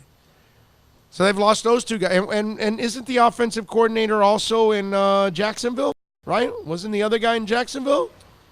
I think so. It's possible, yeah. I think that's why they went after Foles. Foles, exactly. Yeah. I think they got to get one of their coaches also. And Peterson lost a lot of his guys in that coaching staff. That coaching staff is not as good as it used to be. So that team is not as good as it used to be. And Peterson is not Belichick and Saban that they have a revolving door of assistant coaches and somehow or another don't miss a beat and they keep replacing them and keep going. So that's one that some people got ahead of themselves labeling this Eagles team like it's going to be something special down the line. And no, you had your special year and that's it. And that window closed already on that Eagles team. It is over already. I mean, you lost to the Dolphins. You got outcoached and outplayed by the Dolphins. You know how embarrassing that is? No, and for all intents and purposes, that's every bit a playoff game because they could have gotten even with Dallas in the division. Yeah. So it is a very important game for them. It's a super important game, but in the end, you are garbage anyway because that whole division is garbage. The Eagles are garbage. The Cowboys are garbage. The Giants are garbage. The Redskins are garbage. It's a garbage division. They're all mediocre. You can't trust any of those teams. Eagles, frauds. Total frauds. What's going on with the Perk Man? What are we doing? What we got? Where's the Perk Man? We have no response from Perk. Ah. Okay. All right. We are searching for the Perk Man.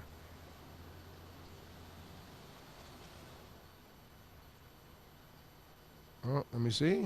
Wait a minute. I'm actually texting him now. How about that? I could do this on air. It's a beautiful thing.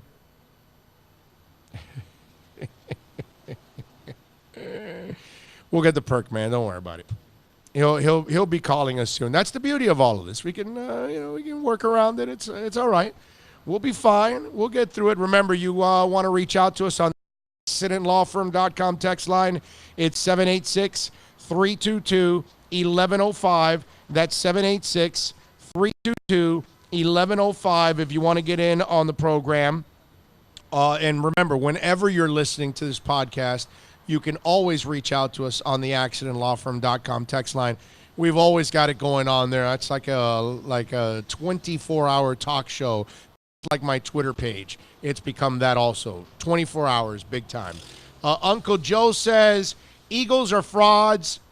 I would have to agree with Uncle Joe there on the YouTube chat board. Boy, the YouTube chat board today is absolutely exploding as plenty of folks are chiming in on the YouTube chat board. And thank you so much. And remember, friends about the show, get them to subscribe to our YouTube channel. We need to get to 1,000 as soon as possible to give you, of course, better coverage. Sam says, looking forward to listening to the show today. And we appreciate you, Sam, as always, locked in on the show and listening and chiming in on our Twitter page at Big O Show. As always, Big O have to get, what is it? Short Michelle and Drive by Boredom on the show sometime this week to talk about Dolphin. Oh, okay. All right. Yeah. No problem. We'll get them on. Well, for New York TakeOver, let's do it. For the MetLife TakeOver, if Michelle and Nate want to come on, let's do it. I got no problem with that.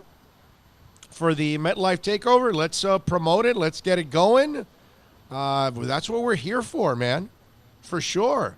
I'm here for my Dolphin Nation, my Heat Nation, my Canes Nation, Panthers Nation, Marlins, 2 or 3 fans. It's, we're gonna hit the hot stove and all that stuff. And the worst part about all this stuff that's going to go on with baseball is that the Marlins aren't going to be a part of it. I don't want to change gears and kill this whole show, but thinking about that, saying, because I still watch the Marlins and support them, but it sucks to know that they're not going to be a factor at all. What else do we have this week here or right now on the on the accidentlawfirm.com text line or on the Twitter page. Remember, on Twitter, you can always reach out to us at Big O Show. That's the other way that you want to reach out to us. George says, I think people are opening their eyes to the incredible job Flores and his staff are doing with this team. You know, George, I think you're right because they have no choice now, right? You keep winning, what are you doing? You keep being competitive, what are you going to do? You can't get to a point where you're not going to give the man any credit. It would be ridiculous. You got to get to a point where you're saying, well, you know, this tanking thing, I think we went a little overboard with this tanking thing. And I think we went a little overboard that we should be investigating the Miami Dolphins. Investigate them for what? For what? And some of these guys that are looked at as players that don't belong in the NFL, well, some of them are developing into players that might just stick in the NFL. I do want to remind you, and I can do this because I'm old enough and I have a little perspective. Because I remember when people were saying, well, none of these guys deserve to be on an NFL roster. I'm sorry, what made you the general manager? How do you know that? Why? Because you don't know who they are? Because now Nick Needham, who somebody mentioned earlier, that kid's now earned the right to maybe come back and compete for a roster spot next year. He looked like he didn't belong early on. Now he looks like he belongs. And I told you this before about perspective. I watched Lifford Hobley make the Miami Dolphins after he was on a scab team. And a couple of scab players crossed over to the NFL. I don't think Hobley was the only one at that time. So you tell me, why would we assume that none of them belong there? Again, a narrative that people wanted to create. Oh, the Dolphins are bringing on a whole bunch of guys that don't belong in the NFL. Okay. I didn't know you were a general manager and that you assessed every one of those and you knew these guys. I get it if you found, you knew about them, you studied up, you were a general manager, or you did your homework on. None of us did that. I do my homework for the players that are coming into the draft. I wasn't prepared for all those street free agents that they signed. I didn't know all of those guys. I didn't know most of them. So how the hell am I going to tell you whether they're good or bad? Now, at the moment, when they're playing, I can tell you, oh, that looks bad. Nick Needham looked bad. Now he's like, well, you know what? Every once in a while he shows up and he gives you a little something. And that's pretty cool. So maybe you do have something in Nick Needham. We'll find out next year now. When you load up the roster, can he compete for one of the backup jobs? Because that's probably what he's going to be competing for. That's the interesting part about the dynamics of what's going on here. And this is why I told you that for me, it's to watch this team from scratch. Because now there's a method behind the madness. There was never a method behind the madness for the last 20 years. They were just half-assing it on the fly and changing their plan from year to year, changing their coaches from a couple years to a couple years, and their general managers, and so everything will get wiped out. But instead of actually cleaning it up the right way, they would kind of sweep stuff under the rug. And that's not what Chris Grier did. Chris Grier, he put a bomb and exploded the whole thing. And said, all right, let's just clean out all the debris. Let's get the hell out of here. We're going to start new. That's the way you do it. That's how you give yourself a chance to actually succeed. If you want to get in on the accidentlawfirm.com text line, it's 786-322-1105. That's 786-322-1105. We're out here at Dandy Donuts, baby, in Hollywood. And we love this place, Bobby, and all the great people out here. Yeah, we got Chris? Okay. All right, let's do this. We do want to tell you that Murias Dental is a proud sponsor of our program.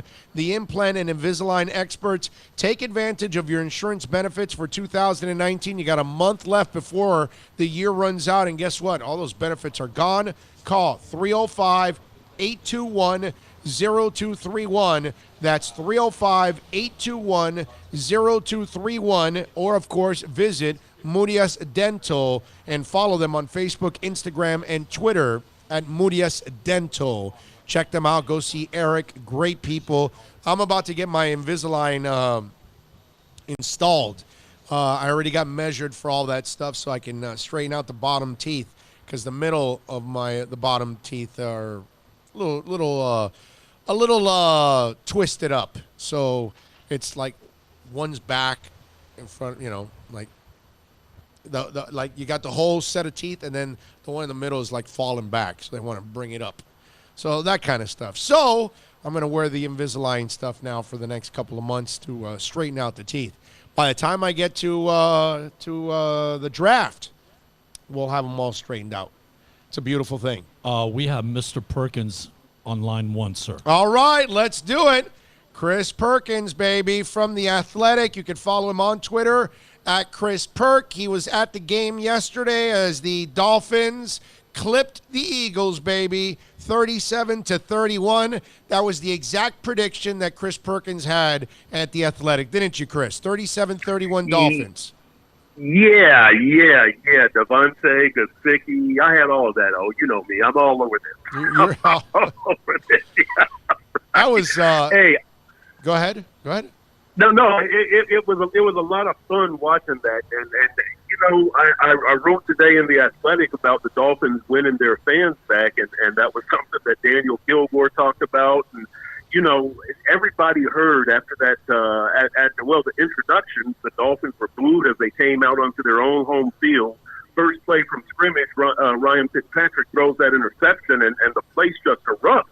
And, Raekwon McMillan, I talked to him after the game, and he said, yeah, we noticed that. He said, we noticed that.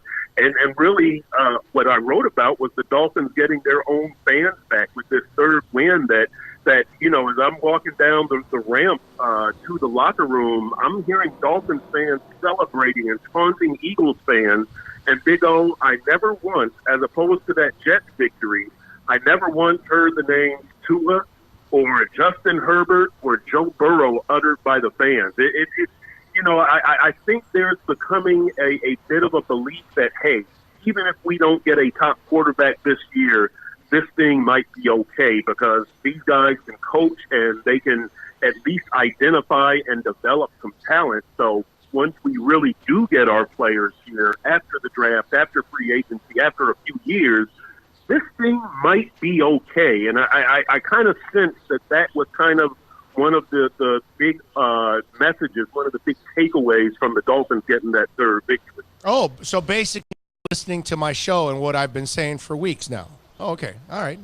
Yeah. Okay. All right. And I do think the tide is turning a little bit. Yeah. Yeah. Well, that's kind of what I've been saying the entire time, that this is the way to do it, and this is the right way. This is a responsible thing to do, whether, and Steve Young wants to get all stupid and say that, players, health is at risk and all that garbage. No, sorry. Yeah. I'm just not for that. And Perk, he'll never get it because obviously you got to be winning. But the job that Flores and his staff have done is just absolutely outstanding, dude. Outstanding, considering they have started with absolutely nothing. And we see what Manny Diaz is, he talks about creating culture and all that crap. That man there in Davie, he's creating the culture in his first year. Pretty impressive. Yeah, no, it's very impressive stuff by Flo, and I've been writing about Flo for a few weeks now. Quite honestly, about how it looks like this guy can really coach.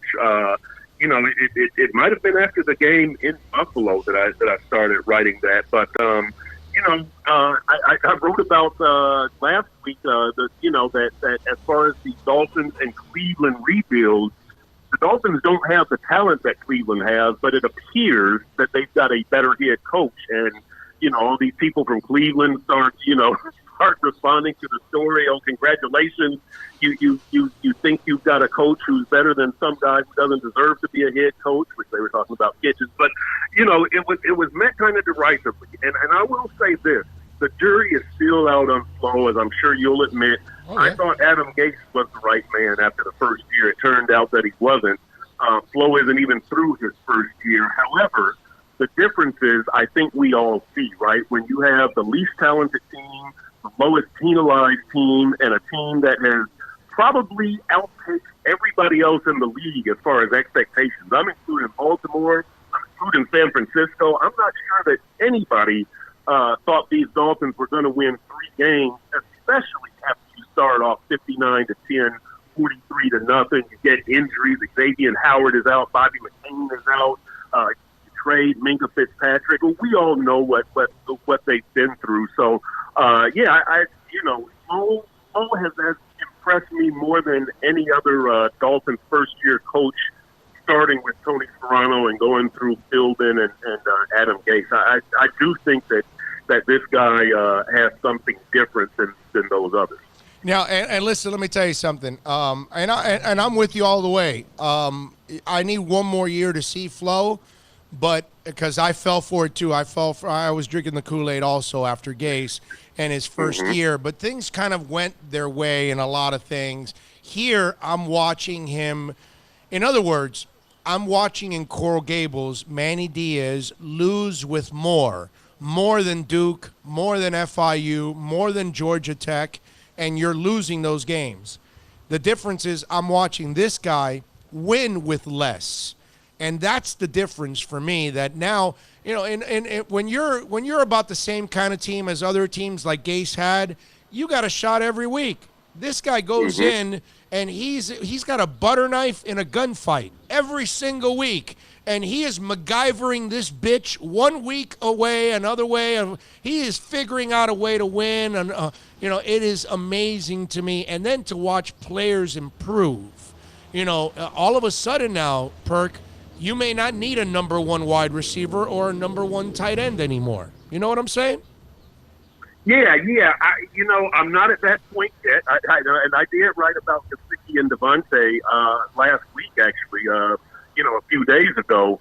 I'm not at that point yet with them, and I'll tell you this. But look, let's all agree that what Flo has done has been impressive. And I would contend more impressive than any other head coach in the league, John Harbaugh included.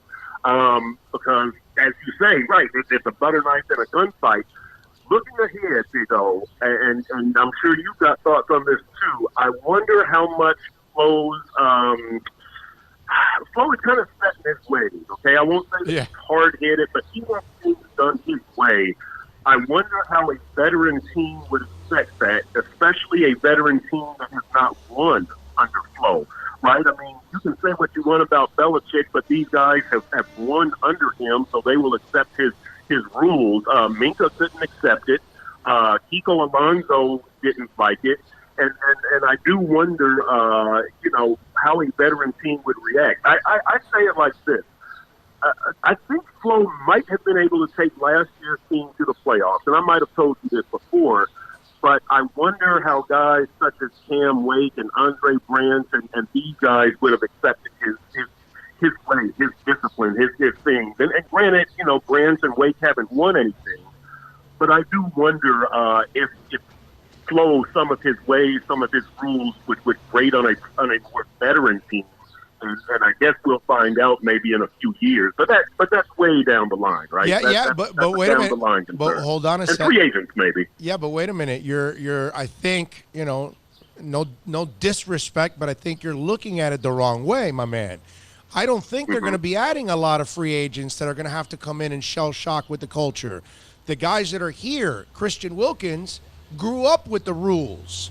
X is going to grow up with the rules. Jakeem is going to grow up with the rules. Preston Williams is going to grow up with the rules. So it's going to be second nature for them. So when anybody else comes in, they're going to have to conform because the entire locker room is already set in place because they're building this team through youth anyway. So all the young guys are going to grow up with these rules, and to them, it's going to be the norm. So remember, you're kind of used to covering the old Dolphins that have a shift of free agents come in every year that they signed off street free agency. Those days are done. They're not doing that anymore. They're not going to depend on free agency. So I don't think you'll have those kind of locker rooms anymore, those transient locker rooms. The Dolphin locker room in the last 20 years has resembled our town, transient.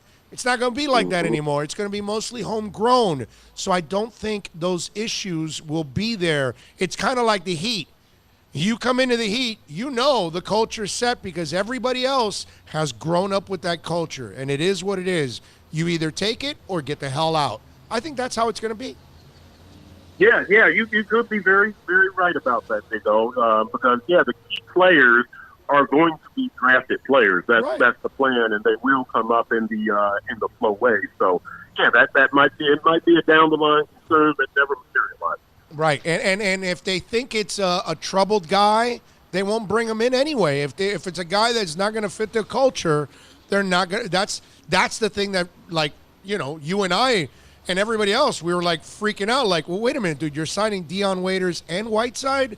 These are not your kind of guys, Riley. What are you doing, So that's the key, is that don't allow those kind of people that don't fit your culture in your culture. That's the thing.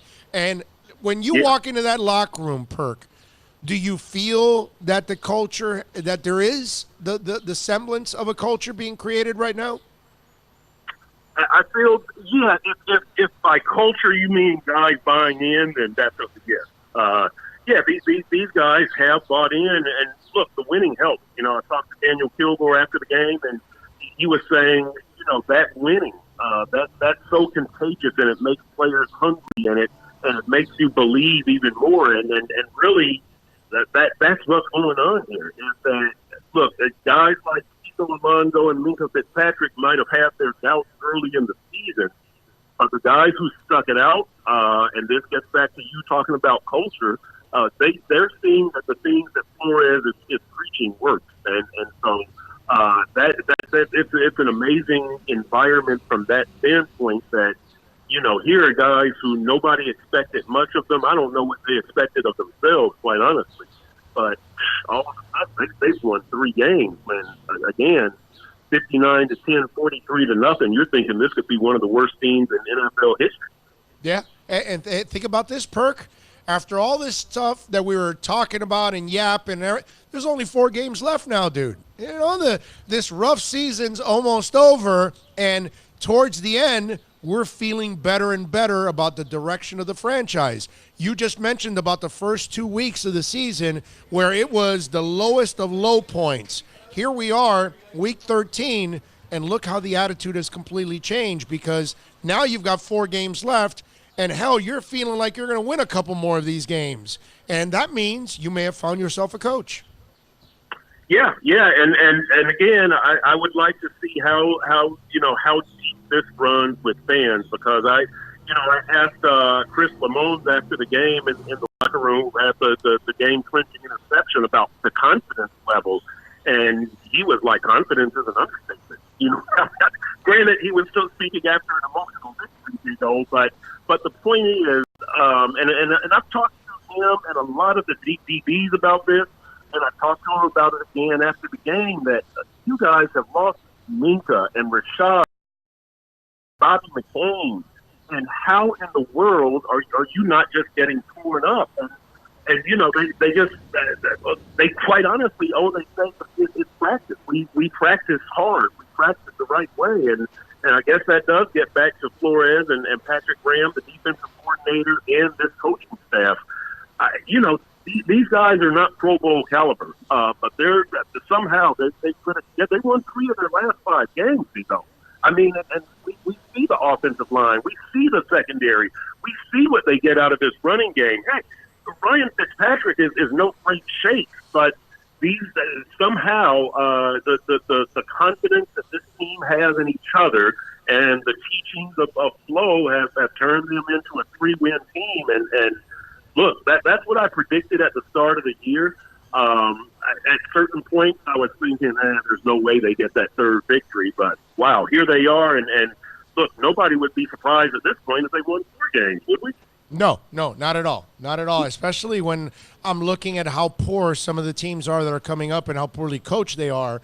Flo's definitely going to have a shot at beating some of these teams down the stretch. We're talking with Chris Perkins, by the way, from The Athletic here on the program. And Perk, the other thing that I love, okay, we all know that Parker is obviously healthy. He's had a problem staying, injury-free. That's been his biggest detriment. But the other thing that obviously has had to have fallen off the wayside during that time had to have been his confidence. Now we're watching a guy that's healthy, and when I watch him talk smack with the opponent, that's not a guy that's running his mouth. That's a guy that's playing with confidence, that believes in his body, and obviously now believes in his ability out there. I know that to talk to Parker, it's like pulling teeth, and he doesn't really open up to you guys or anybody out there. But has he ever talked about what the watershed moment was, where that confidence turned? Because it's really a lot of fun to watch him play with that confidence. Yeah, this is what I talked to him about last week, and I actually had the best conversation that I've ever had with Davante in 5 years. He was laughing, he was smiling, just seemed upbeat, and him and Jakeem are close friends. I think those people know that. Jakeem is razzing him, and he's razzing Jakeem back, and all year him and Jakeem have just been hanging out, having a good time, even while Jakeem is getting over the injury, and even now while Jakeem is on injured reserve. But it's, Davante was telling me that this is all due to health. He said he's taking care of his body now. And look, we remember Adam Gase criticizing him about being unprofessional. We remember Davante's agent after a game last year, I think maybe up in Buffalo, where he sends out that email saying that my client is healthy, he should be playing. Yep, that's Adam right. Gase is incompetent and all this kind of stuff. Davante has come a long way. Right, he's been through a lot in his career, and I really like Davante. It was good to see him smiling and laughing. And in one part of the interview, I asked him about the expectations and how heavily that weighed on him. And I asked him, what the media and fans thought, and he was saying, look, it's not easy to go out there and play a 16-game schedule and stay healthy and operate at full strength even when you're not healthy.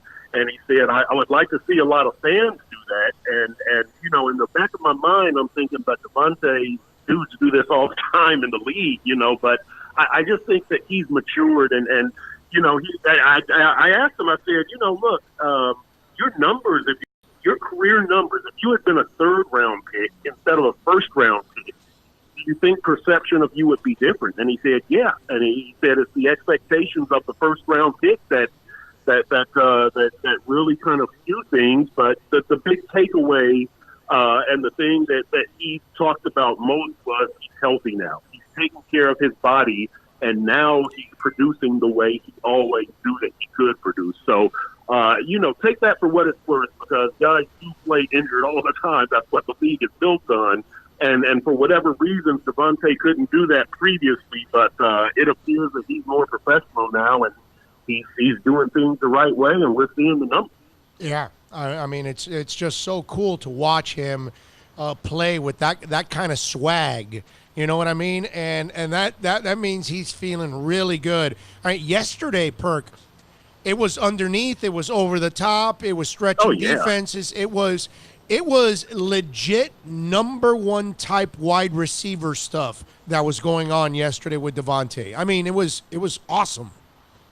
Yeah, and look, one of the big criticisms of Devontae, aside from the injuries and professionalism and taking care of your body. He doesn't fight for the ball, right, Big O? Right. He doesn't high point the ball. He's a 6'3" receiver who plays like he's 5'10". But he was muscling his way for those balls yesterday, wasn't he? Going up, Yep. high pointing it, making run after catch, showing toughness, as you said, showing emotion, talking trash, and yeah, you can see the confidence, because really with Devontae, I mean, he made like maybe 3 of those plays yesterday. Really with Devontae, we would see like 3 of them over a 9-week stretch, and you would wonder why can't he do that more consistently. I think yesterday was a career best in yardage, and he had the 2 touchdowns. But I think yesterday, as you talk about, that was the first time we consistently saw Devontae fighting for balls, high pointing it, playing to his size and to his skill level for 4 quarters, and it was good to see. It was good to see. Yeah, it was a lot of fun to watch. The other guy is Mike Gesicki, dude. Another guy that looked awkward, didn't look physical, wasn't aggressive, all of those things. Now, looking athletic, looking aggressive, looking comfortable, looking confident. Again, Gesicki is the other guy that has busted through this season. Yep, and Gesicki talks about, well, first of all, let me say this. Ryan Fitzpatrick is good friends with Gesicki. They hang out together off the field, and we asked Fitz last week about Gesicki, and he said, well, it's a tough position. Not a lot of guys figure it out after their first year about the intricacies of the job and all that kind of stuff. I don't know how much that has to do with it. I don't know how much Fitzpatrick has to do with the emergence of Parker and Gesicki. But we're seeing the athleticism out of Gesicki, aren't we? That we finally get to glimpse at a fairly consistent level.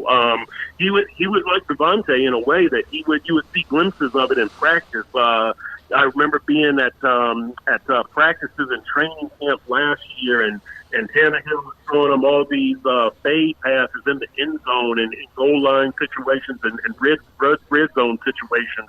We never saw that in the game. We would see glimpses of Gesicki's seam route running ability. We never saw that in a game. Now we're seeing some of that stuff in a game, and so I don't know whether it's Flores or the tight ends coach. I believe it's George Godsey, or Chad O'Shea or Ryan Fitzpatrick, or if it's Gesicki himself. I really don't know why he's emerged this year, but again, it's something that's good to see. I don't think we should discount the presence of Ryan Fitzpatrick for either of these guys, Devontae or Gesicki, but clearly most of the credit goes to the guys themselves. Yeah, no, and the other thing is that when we watch what's going on with Fitz, here's where I was wrong, man. I wanted Rosen to stay in there to find out what he's all about, but we got to give Flo a lot of credit for going back to Fitz, because this has allowed him to actually address everybody else and assess where everybody else is. And clearly, Gesicki's development has been so important, because without Fitz, I don't know if we see this out of Gesicki. I agree.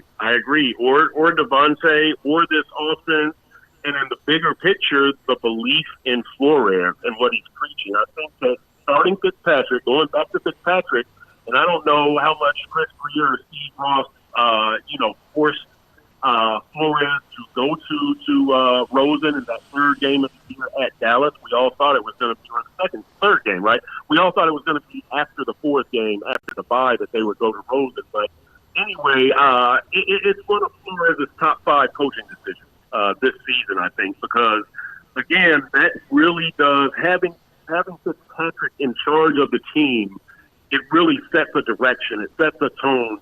He's a guy who is going to dig it out and run for that, 11-yard touchdown or whatever. He's going to get up and yell, and he's going to get everybody fired up. There's just a belief in Fitzmagic. I mean, everybody knows that this guy is not a Hall of Fame quarterback, but everybody also knows when he's out there, you've got a chance to win. And when you do win, that, again, reinforces everything that Flores is teaching And so I think it was very wise of Flores to point out, look, I know Steve Ross and Chris Greer want to see Josh Rosen out there, but I still don't think that Flo had any faith in Josh Rosen at all. I'm not sure that Flores ever wanted to play Josh Rosen, but credit Flores for going back to Fitz, because that, the spinoff of Fitz being out there offensively, defensively, special teams, that's been huge this season. Huge.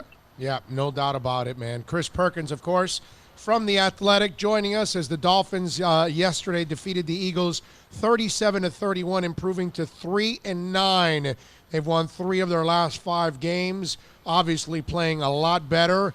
When you look at some of the changes, and I was talking about this, we talk about those players improving. How about finding a role for Eric Rowe, a guy that's not consistent at corner, yet has been so effective at safety?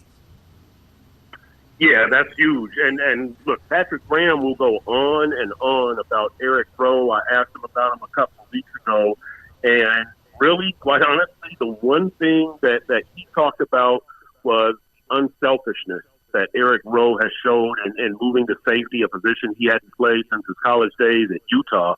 And I thought for sure that Graham was drawing a comparison to Minkah Fitzpatrick. He never said Minka's name. He never hinted at that. But that was kind of what I picked up and that he was talking about. And yeah, Rowe is one of those guys, Big O, that you look at this coaching staff and a lot of the decisions that they have made. Look, I'm still not sure that they made the right decision in putting Bobby McCain at safety instead of at nickel, and putting Minkah at kind of the strong safety instead of free safety or nickel, whatever. But whatever, this coaching staff is not perfect, and I might be wrong. They might have made the right move there. They certainly know more football than I do. But the Eric Rowe move, the Ryan Fitzpatrick move, the Jesse Davis move, back to right tackle, Raekwon McMillan playing kind of an outside linebacker, defensive end. We can point to a lot of moves that this coaching staff has made. And they quite often made the right move, right? Mark Walton at running back, even though he proved to be a knucklehead, he was the right guy ahead of Kenyon Drake and Kalen Balazs, wasn't he? We saw what the offense was doing with Mark Walton in there. So, yeah, Rowe just goes along with a lot of these coaching decisions. As a matter of fact, Eric Rowe, he was the only starter in the secondary yesterday who started on opening day. And that was just 11 weeks ago. But you talk about the changes that this team has gone through, and the personnel changes and the injuries and all of that. I mean, they have no run game. They can't stop the run. They have no pass rush. It's a patchwork secondary, and they've got 3 games to go. It's really an amazing bottom of the NFL story this season. And Perk, one of the things that I've kind of talked about throughout the season is, and why they've done some of the things that you talked about, is it seems like in their scheme, the safety has to have really good cover skills. And so they felt that the guys they inherited sucked, which is true. Rashad is not a good cover guy. TJ McDonald's terrible. And so they kept moving their corners, Minkah, Bobby, and now Eric, to safety because it requires that in this system. So next year, I would imagine that in the draft, when they do draft safeties, there'll be guys that have really good cover skills, or corners that they're going to move over or make them safeties or something along those lines. They're going to convert them. That's what I think that probably Minkah didn't understand or wanted to understand, that, hey, we need to get through this season. But in our scheme, our safeties have to have great cover skills. What do you think about that? No, I think you're right. And Bobby McCain very seldom let anything get behind him. And that wasn't what we saw the previous year, as you say, with Rashad and TJ back there deep at times. So, yeah, from that standpoint, they definitely made the right decision. And really, in the bigger picture, I think that as this season goes on, you're earning more trust, and you're seeing how Fitzpatrick. I mean, how Flores and Patrick Graham and offensive coordinator Chad O'Shea see this team developing. Big O, you look at the defensive changes. They're bringing in 5 people sometimes. It's almost always 3 people.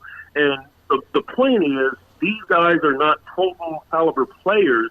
They are guys that this coaching staff says they can do this specific role in this specific situation. And that goes to offense also, where you might see Shaq Calhoun, the right guard, inactive for 1 week and active for another week.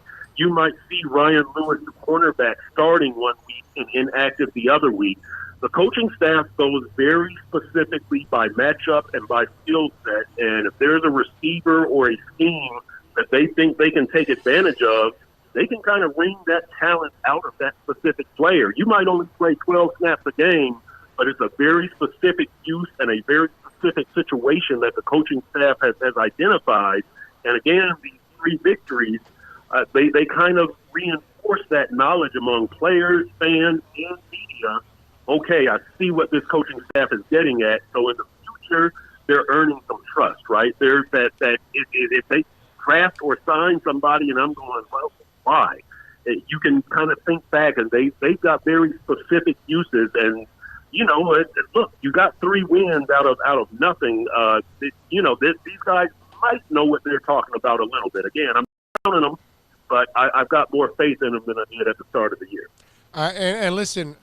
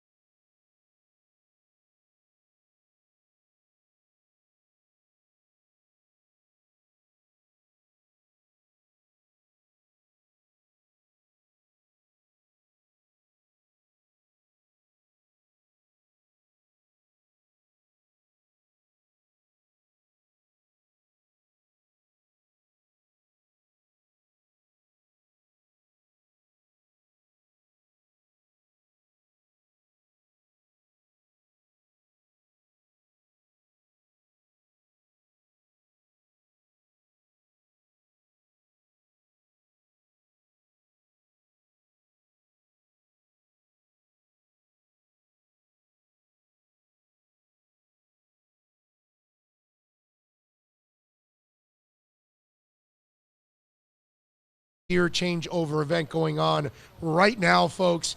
And listen, 1841 North State Road 7. They've got introductory savings right now on 2020 models. And again, over 1,500 Toyotas in.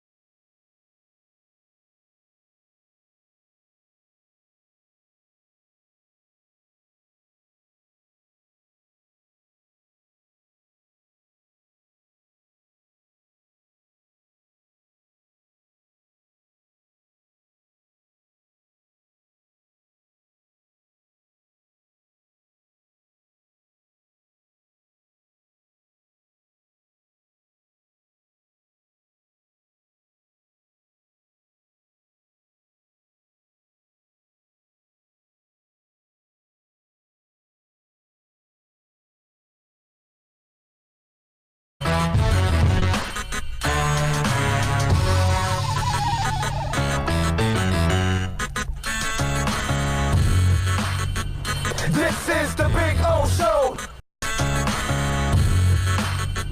This is the Big O Show.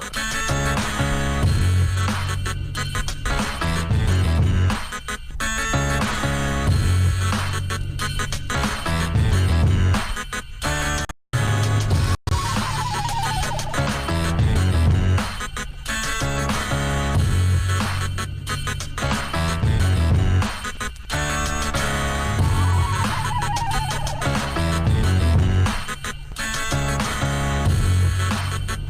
This is the Big O Show. This is the Big O Show. This is the Big O Show.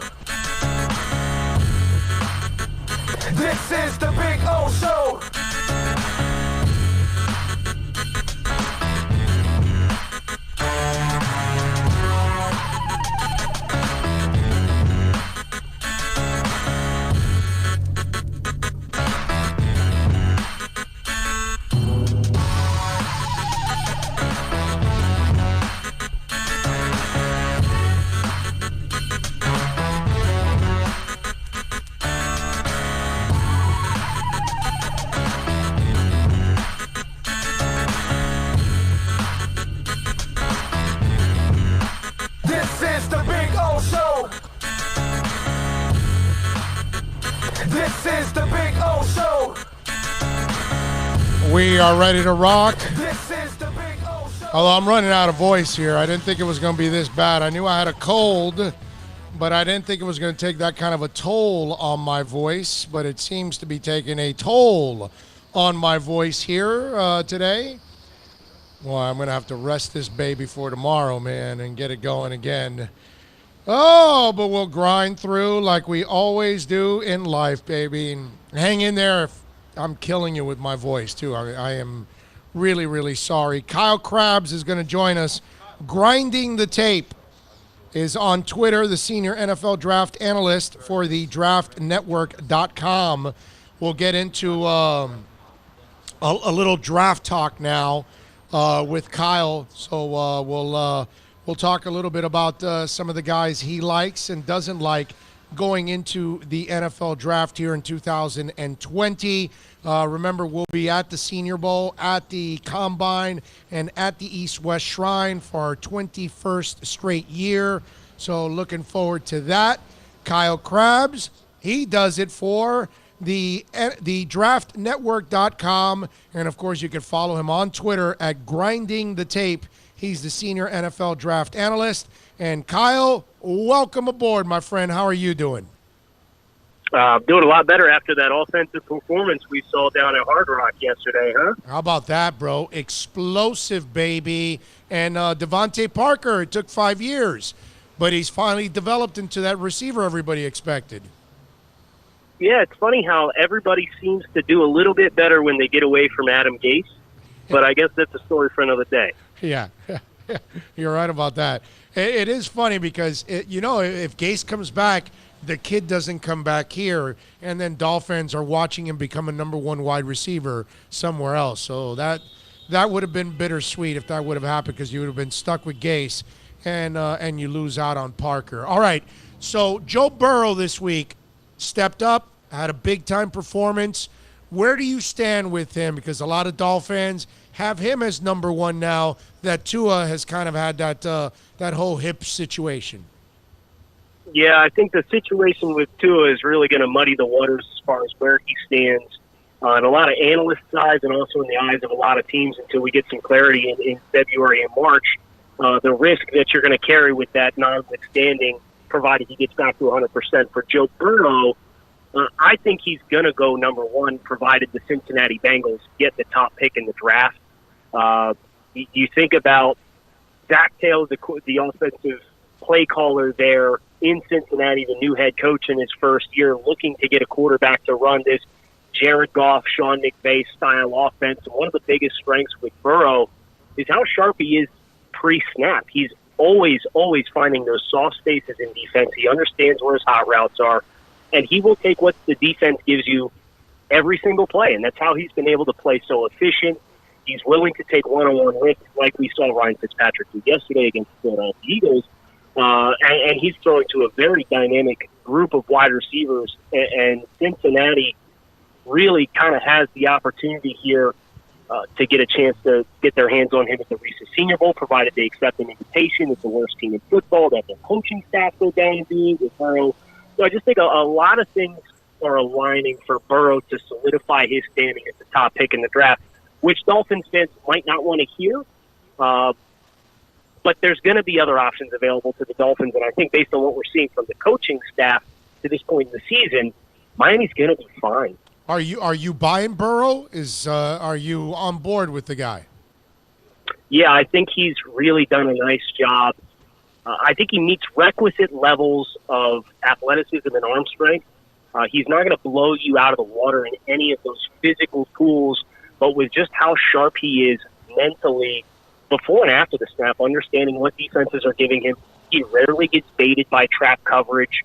So he's always on schedule. And I think that mental capacity and that clutch gene that he's shown, go back to the Texas game. He had the big throw under pressure as he's stepping up into the pocket to throw a dagger and beat Texas and put that game on ice. Watching him, I had the opportunity to go down to Tuscaloosa and see him play live against Alabama this year, and he has passed every single test, and I really feel like from a football intelligence standpoint, he's A+. His physical skills, they're good enough. Yeah. No, okay. All right. How about Tua? Where are you at with Tua now with the hip injury? Man, I'm so hesitant to get off because how good he can be when he's on the field, but it's going to be impossible to make any kind of decision. And if I'm the Miami Dolphins, I do have apprehension about the potential risk of drafting Tua. Said this is a freak incident and it's like a car crash type injury, and you don't see these on the football field. And well, the medicals notwithstanding, if you could guarantee me the Dolphins could get a healthy Tua Tagovailoa, I'd be all on board. But Kyle, that doesn't exist. Even before the hip injury, that's the that you can't. That's the thing. People can't tell me, oh, this is a freak injury. No, dude, this is an injury-prone guy, is what it is. And I have Will Carroll on, the injury expert, every week, and he thinks that this injury is more like Dennis Pitta, which it's going to dislocate. Then it's going to happen again. Because that's what happened to Pitta with his hip injury. It ended up coming out again and again, and that was a problem for him from here on out. I think injuries are already a problem with Tua. Let me ask you something. I'm not good with the first pick, but if you want to gamble with their third first-round pick and he's still there, I would do that. If you're in the 20s, I would take that chance. If you're Miami with 3 picks in the first round, why not? Absolutely, and that's why, each week when the Dolphins, you get the end result of all the games for the week, you do the scenario based on, okay, where are Miami's picks at? What makes logical sense? And when it looked like they might have been in contention to get that second pick, you take Chase Young, no questions asked. And then you see if Tua is there when the Steelers pick, if the Steelers end up getting the 6th seed in the playoffs and they're picking 21st, I'm absolutely positively okay with that risk, because now you're talking about a pick in the 20s. You haven't compromised your top pick, the face of your draft class. And with the rookie wage scale the way that it is, you really are mitigated with your risk with a first-round quarterback relative to what it was before they updated the collective bargaining agreement, when you had to give these guys effectively a blank check. Yeah, no, I'm with you. That's why, to me, this whole thing's changed now only because of the injury. And I had just gotten off of, right before the hip injury, the last injury, I was already off of top pick in the draft. Top 5, I'm not taking him. I just think he's too injury prone at this point. And he's not a big guy, man. That's the other thing that bothers me. I look at Cam Newton, and he's a monster, and they broke him down. And Andrew Luck got broken down. I can't imagine how this guy is going to survive in a league that hits you harder. They're bigger, they're stronger, and they're faster, and the season's longer in the NFL than it is in college. I have a hard time understanding how that young man's going to stay healthy in this level.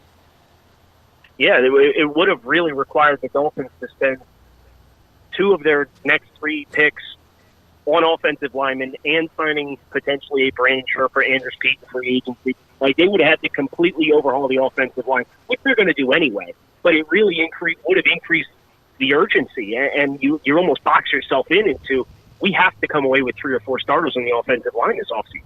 Yeah. Oh, yeah. They're going to have to hit on several picks on the offensive line. Kyle Krabs, by the way, is joining us, senior NFL draft analyst for thedraftnetwork.com. You can follow him on Twitter, like I and many others do, at Grinding the Tape. Kyle, Herbert doesn't convince me at all. How about you, my brother? Coming into this season, I thought he had the highest ceiling. But when you're at Oregon for 4 years now, and your strengths and weaknesses are exactly the same as what they were 2 years ago, that for me is a bit of a red flag. Herbert doesn't have that comfort off script. He looks very comfortable when he's forced to hold the ball within the pocket, when he's forced to hold. His accuracy really breaks down. He makes some questionable decisions. And he's just not consistent enough for me. So Herbert, I think, is a toolsy guy. I think he's a guy that I would, again, be comfortable with if you were talking that third first-round pick. Herbert, for me, is going to be a fringe top 32 player in the draft class just based on the physical ceiling. And then you think about what the Buffalo Bills have been able to do with Josh Allen, who is a completely different player than what he was at Wyoming. And it gives you hope, especially with offensive coaching staff that has shown throughout the course of this 2019 season, they're able to develop players and cultivate talent and get more than other people have. So it gives me some hope if Herbert is a later option. But if you're talking the top 10 overall, I'm out on Justin Herbert because I don't think the development has been there to the degree to which you want. And then there are some kind of behind-the-scenes questions about his ability to lead a locker room and a lot of the same stuff that Marcus Mariota had when he was coming out of Oregon. Different personalities, different people. But that holds a little bit more weight with me now, having seen Marcus Mariota flop throughout the course of his NFL career with some of the same problems. Well, that to me, that's the problem with me with Herbert. I don't see dog. I don't see leader. I don't see the guy. And you could tell me that he's got the size. You could tell me that he's got the arm. You could tell me all of that, bro. But like Joe Burrow this week, you know, when you see him dealing and you see him playing in key moments in big games and making big throws, that's what I want to see from this guy Herbert. And I just don't see it. Yeah, it's been frustrating to watch because I really loved him at the end of last year. I thought, okay, let's take some positive steps forward. But you can't just make that leap of faith and pretend that jump hasn't been there. And we've seen that leap from Joe Burrow, who was a guy who I thought was a day 3 quarterback coming into 2019. And the jump that he's made and the dog, like you mentioned, that he shows is really what separates him in addition to his football acumen. All right, QB-wise, is there a guy that you believe is going under the radar that you like, from Jalen Hurts to Fromm to what's it called? What's the name? The other guy, a couple of people have told me about that they like, Eason from Washington. Jordan Love? Okay. Yeah, and Love, too, is another guy that people have mentioned. But he's got such a terrible team around him, Kyle, over there at Utah State. I don't know how the hell you measure Jordan Love with no talent around him, man. That's really tough. Yeah, it's going to be a big opportunity for anybody who's evaluating Jordan Love, assuming that he declared for the 2020 NFL Draft, to get their hands on him and sit down with him and talk with him, put him on the whiteboard. That's going to be one of those, everything that's going to determine where he gets picked is going to be behind the curtain. Because he's got all the physical tools. He plays really fun off script. A lot of his explosive plays come when he's forced outside the pocket, when he's throwing on the run, when he makes the first arriving pass rusher miss. And he checks all those boxes. There's just some lapses in, I can't tell whether or not a guy's running routes to the wrong landmark and is pushing too deep and not working back to the ball and get a bad decision. A lot of needed context with his tape. The teams are really going to have to clean over hard. I do think he has the highest ceiling of the next step down below the Joe Burrows and Tua Tagovailoa if we're talking on the field talent. I think his physical abilities are above that of Jordan Love, but Jordan Love would probably be the next guy for me. I like Jacob Eason, but he's had a very subpar second half of the season. I was all on board by about mid to late October, and then the last month or so, he's really fizzled and regressed.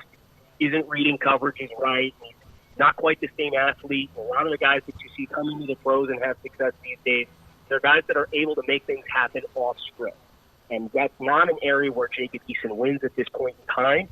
I'd probably advocate him to go back for his senior year at Washington, see if he can't get more consistent within the pocket, because that's where he's going to have to win in the NFL. So who's the guy that might be going under the radar in your eyes that you like? I like Jalen Hurts if we're talking day 2. Okay. I really feel like he's got that attitude and swagger about him, and he works really hard to strive for perfection. They hung 50 points up against Houston the first game of the year, and he was pissed off because he threw 3 incompletions.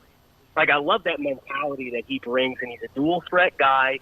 The problems with him are, I do think from an accuracy standpoint, he's average.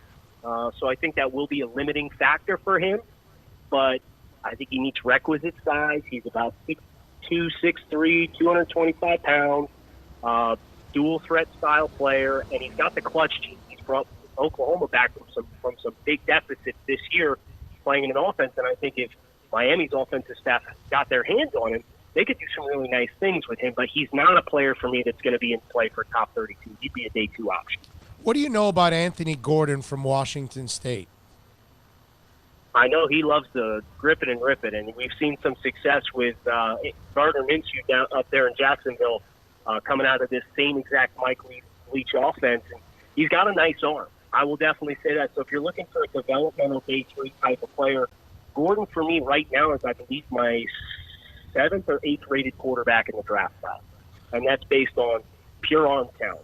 Now, whether or not he's able to process an NFL playbook versus the spread that Mike Leach has implemented at Washington State, we've seen Gardner Minshew had success doing that, and he came from East Carolina. He was going to go be backup coaching assistant at Alabama before ultimately going up to Washington State. So I need to do a little bit more digging as far as Gordon's background. I know he transferred over there to Washington State for this season, but from an arm talent perspective, he can play in the NFL. It's just a question of how much of what he's been able to do is that spread offense with Mike Leach. Yeah, I'm excited because I think Kyle, I'll get to see him either at the East-West or the Senior.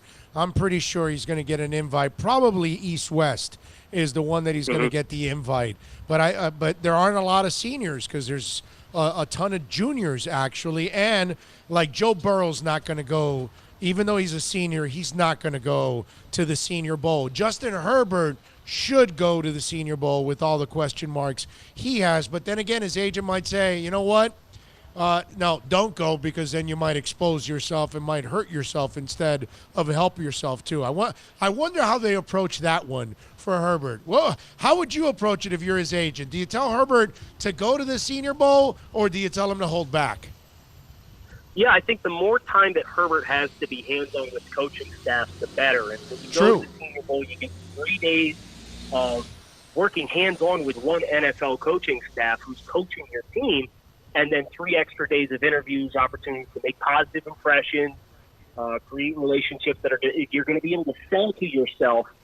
And listen, if he's throwing incomplete passes because he's not in sync with receivers, it's an off-throw game. He's never thrown to those guys before. And that's what Jim Nagy of the Senior Bowl tells a lot of these players when they have the invitation. He says, you can only help your stock. And I generally believe that. I don't believe a lot of guys unless you completely bomb the week. And Herbert's too good of a thrower of a football. I feel like in shorts and a helmet, throwing at practice, he's going to throw it all over the field. And if anything, I think he's going to get teams to buy into what his arm's able to do. And NFL coaches always believe they've got the goods to bring out the best in somebody and get rid of all those flaws. Kyle Krabs, by the way, you can follow him on Twitter at Grinding the Tape. He's the senior NFL draft analyst. Go to thedraftnetwork.com. Chase Young is considered the number 1 pick in the draft. If you had the number 1 pick, and you're not necessarily forced to take a quarterback, you could use him. But what would you take, Young, or is there a quarterback there that you believe is money in the bank that you'll take ahead of Chase Young?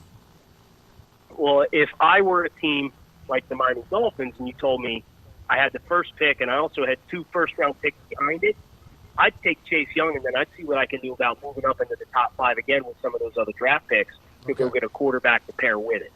Okay. All right. So, and let me ask you something. Here's the one thing that I've been thinking about, Kyle. The way Flores does his deal, the way he runs his defenses, the way he kind of schemes from week to week, is Chase Young the kind of guy they use? Because if he's going the Patriot way of building the defense, that's not really how they build it. They don't really commit to a defensive end like that. They don't really spend that kind of money in that kind of guy. Now, this guy is as special as it gets. I understand that. I mean, I love the kid.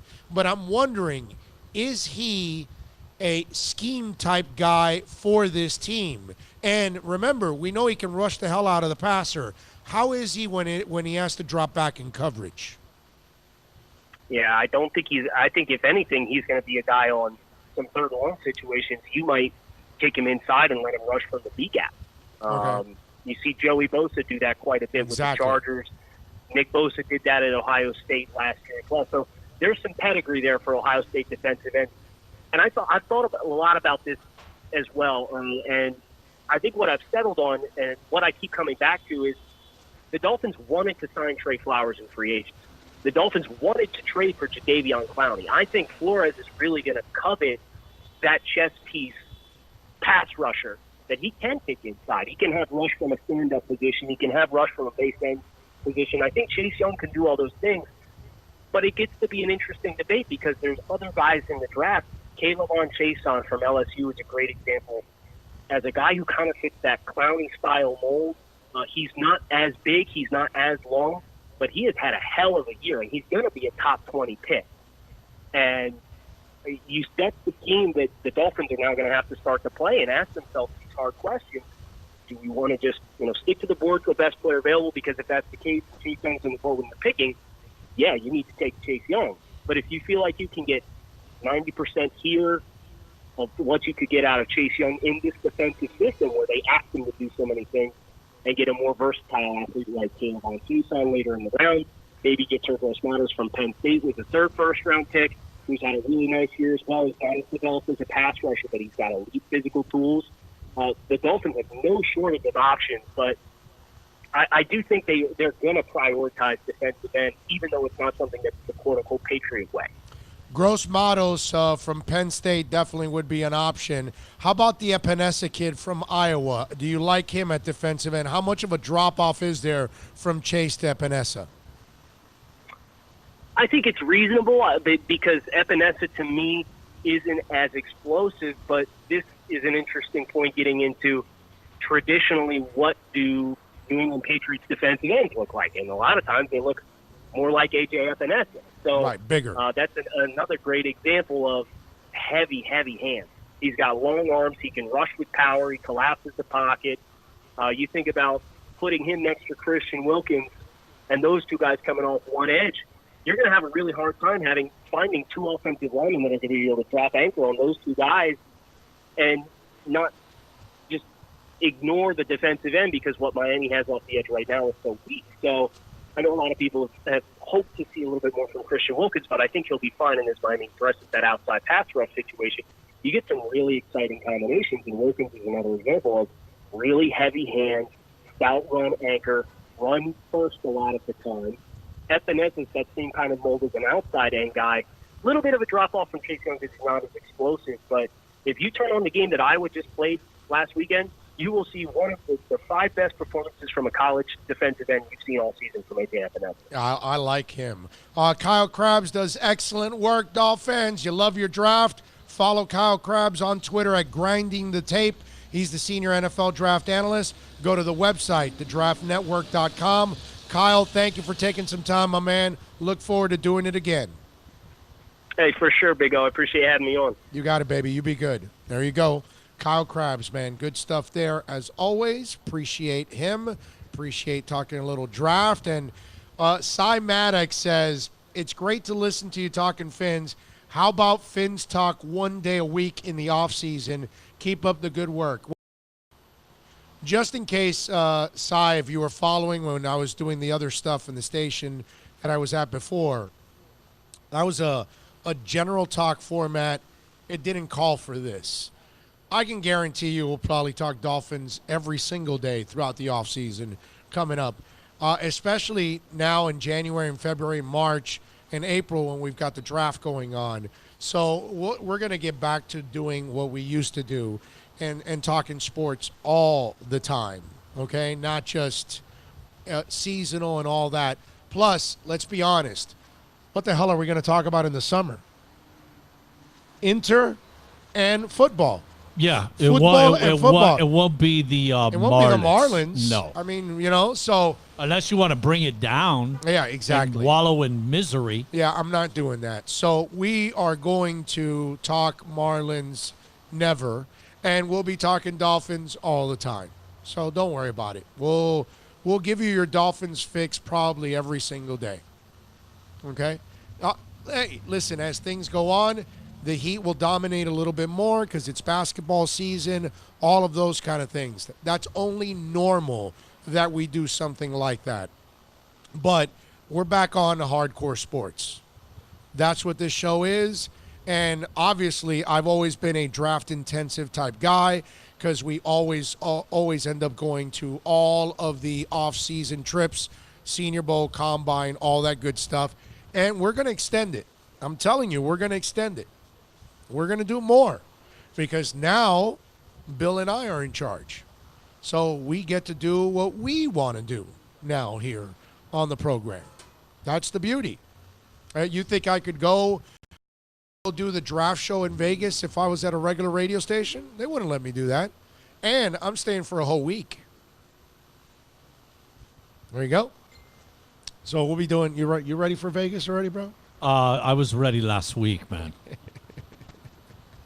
I will say this. I know that once we go to the East-West Shrine, from there on out, it is going to be a constant plethora of player information, possible scenarios. What are we doing? You know, because we do have so many draft picks, and we're basically running the draft. It runs through us. Yes. So I agree. To have, you know, to know, like you said, even about the undrafted guys and stuff like that, you don't stop at whatever 228 or 250, whatever it is. No, we're going to go to 300, probably 320, okay, in coverage. Yeah. Knowing you, I think that's a safe assumption. Yeah, no, we're gonna cover it wall to wall like never before. By the way, can Sean come on earlier?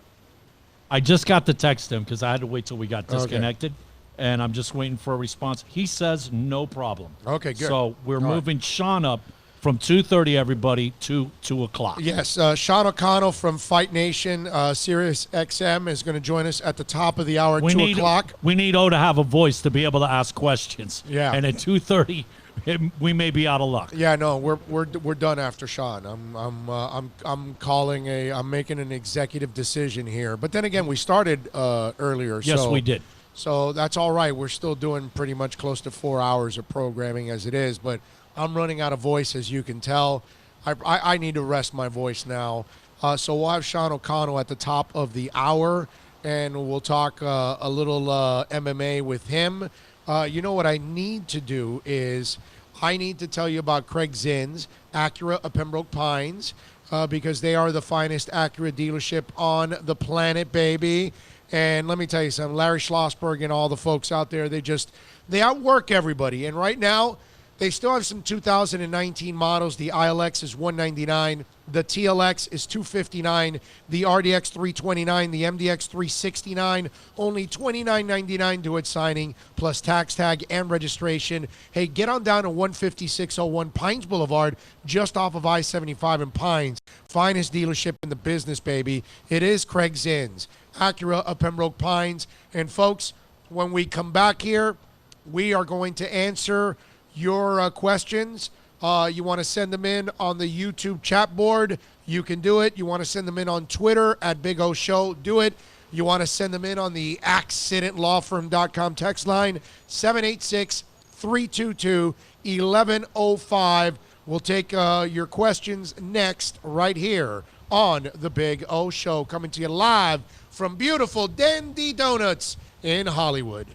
No one expects to get into a crash, but I expect you to go to accidentlawfirm.com if you do. Make sure when hiring a driver, you go through a rideshare app so that you can be covered by the insurance, which can be up to $1 million, whether you're a passenger or a driver. In other words, don't try to save a few bucks by paying cash instead of going through the app. I'm attorney Bobby Nunez from Nunez Law in Miami, and we're here to help you through the process. Go to accidentlawfirm.com for a free consultation from me, Bobby Nunez. That's accidentlawfirm.com. Thinking about buying or refinancing a home? Act now. Home values are ticking up. Don't put off making a move any longer. Call Michael Kodsey now at Choice Mortgage Bank, 561-441-2730, while mortgage interest rates are still at historical lows.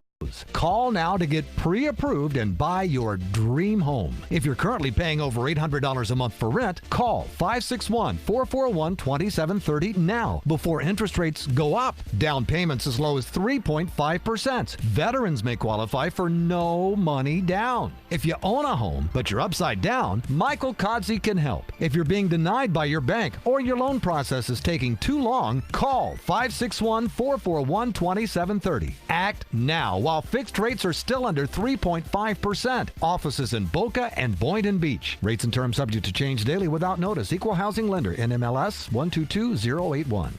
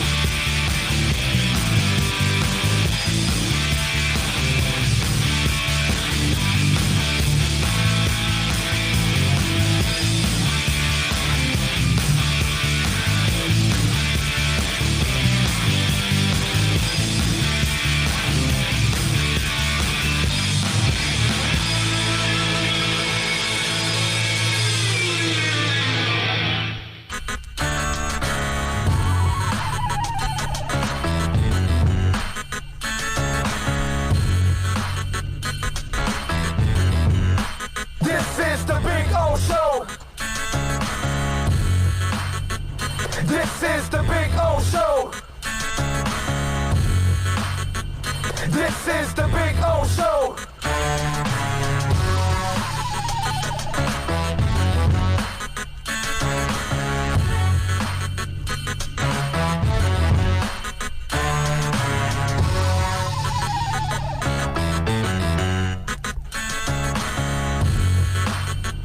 This is the Big O Show. This is the Big O Show.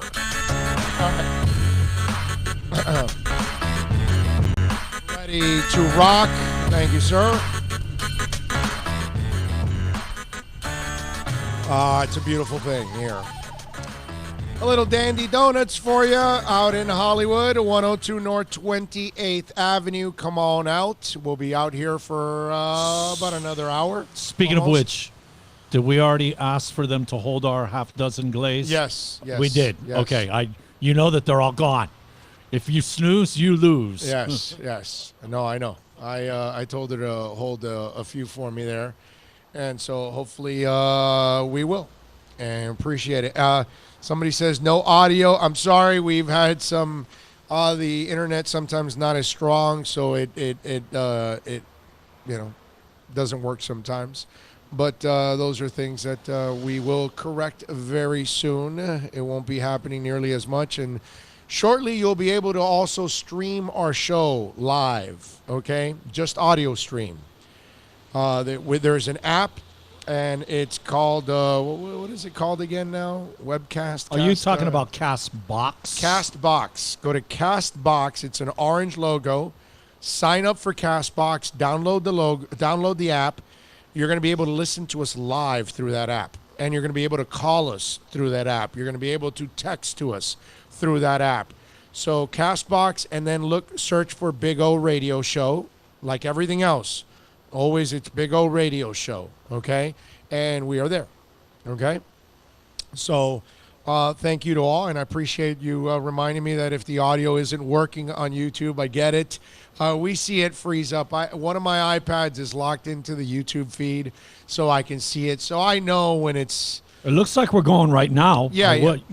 Yeah. Right now it is going. That's for sure. So it's working. I will say this. There was a good solid 15-20 minutes the back end of Chris Perkins it was gone. It wasn't even up. It wasn't even intermittent. It was bye-bye. Yep.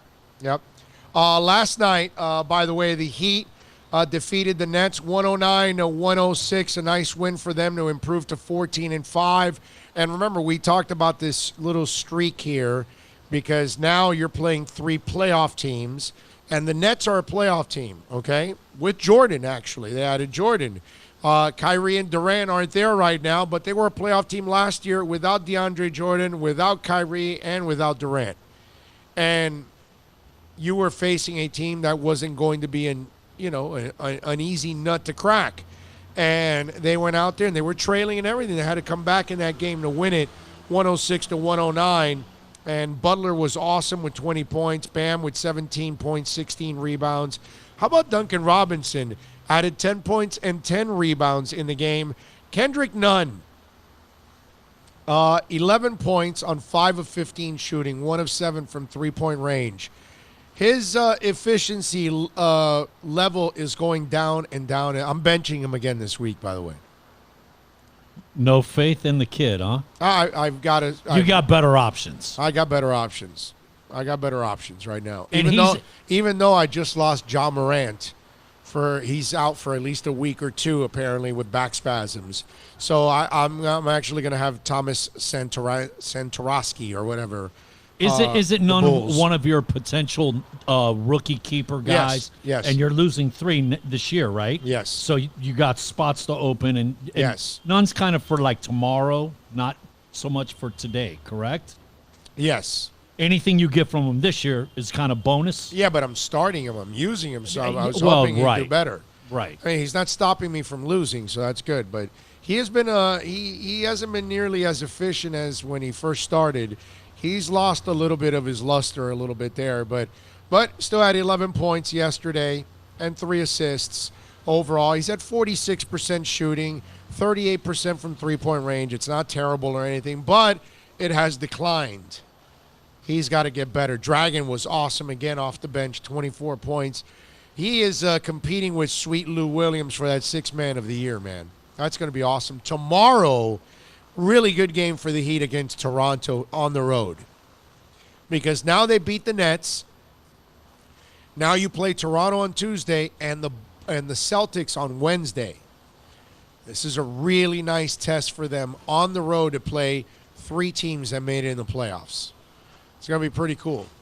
And really impressed with how this season has gone. Let's see what we got here. What about getting Phillip Rivers in free agency and then drafting best player available in the draft? If Tua is available in the second round, then roll the dice on him. No, I'm not a fan of that. I'm not a fan of that. For that, you just bring back Fitzpatrick. Phillip Rivers is... Did you watch him this weekend? He look old, dude. It's not just this weekend, though. It's been actually the last 3-4 weeks. Yeah. There is a definite decline and deterioration. I think in the last 3 or 4 weeks, he leads the league in interceptions in the fourth quarter. Yeah. He's that's not like him. I think I'm off that Rivers bandwagon at this point. I wouldn't want him. Hell, Brady looked old yesterday. The whole Patriots offense looks anemic, man. Looks bad, dude. They can't get out of their own way. No. Okay? Another guy that deserves a ton of credit is the special teams coach creativity. The forward onside kick to himself by Sanders against the Bills and then the TD against Philly. Solid tackling on kicks, yes. The coaching staff overall has just done a really good job with the Dolphins. No doubt about that. Let's see, what else do we have here on the accidentlawfirm.com text line, which is 786-322-1105. Let's see, we got here. Oh, no, that's the same one. Wait a minute. Here we go. I'm waiting for, again, internet a little slow here, so it's kind of taking a little bit to bring up the fresh text that you guys have sent us on the accidentlawfirm.com text line, 786-322-1105. That's 786-322-1105 if you want to get in. Big O and Bill, the MetLife Takeover is this Sunday. Nate Igor Smith of Dolphin NYC has tickets available still at MetLifeTakeover.com. That's what NorCal says. So those you need to get well, let's fly up. Yeah, let's go. Yeah, all right. That would be good, right? That's what I need, that kind of weather. So if you guys want to be a part of the MetLife Takeover, go to MetLifeTakeover.com. Tickets are still available. You can join them, and you can join Dolphin Nation watching them kick Adam Gase's ass. That's a beautiful thing right there. You think we're going to be able to pull this off, O? Against the Jets? Yeah, man. Yeah, they got a shot. Oh, look. I know we got look, bottom line. I know we have a shot.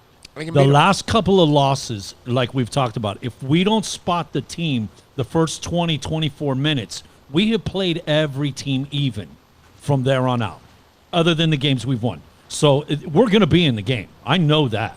But, like, can we do this up there? Because the Jets have improved. They have played better. They lost to the Bengals yesterday. Okay, well, the winless Bengals. That's true. They did regress, but the previous couple weeks they've lost to two winless teams.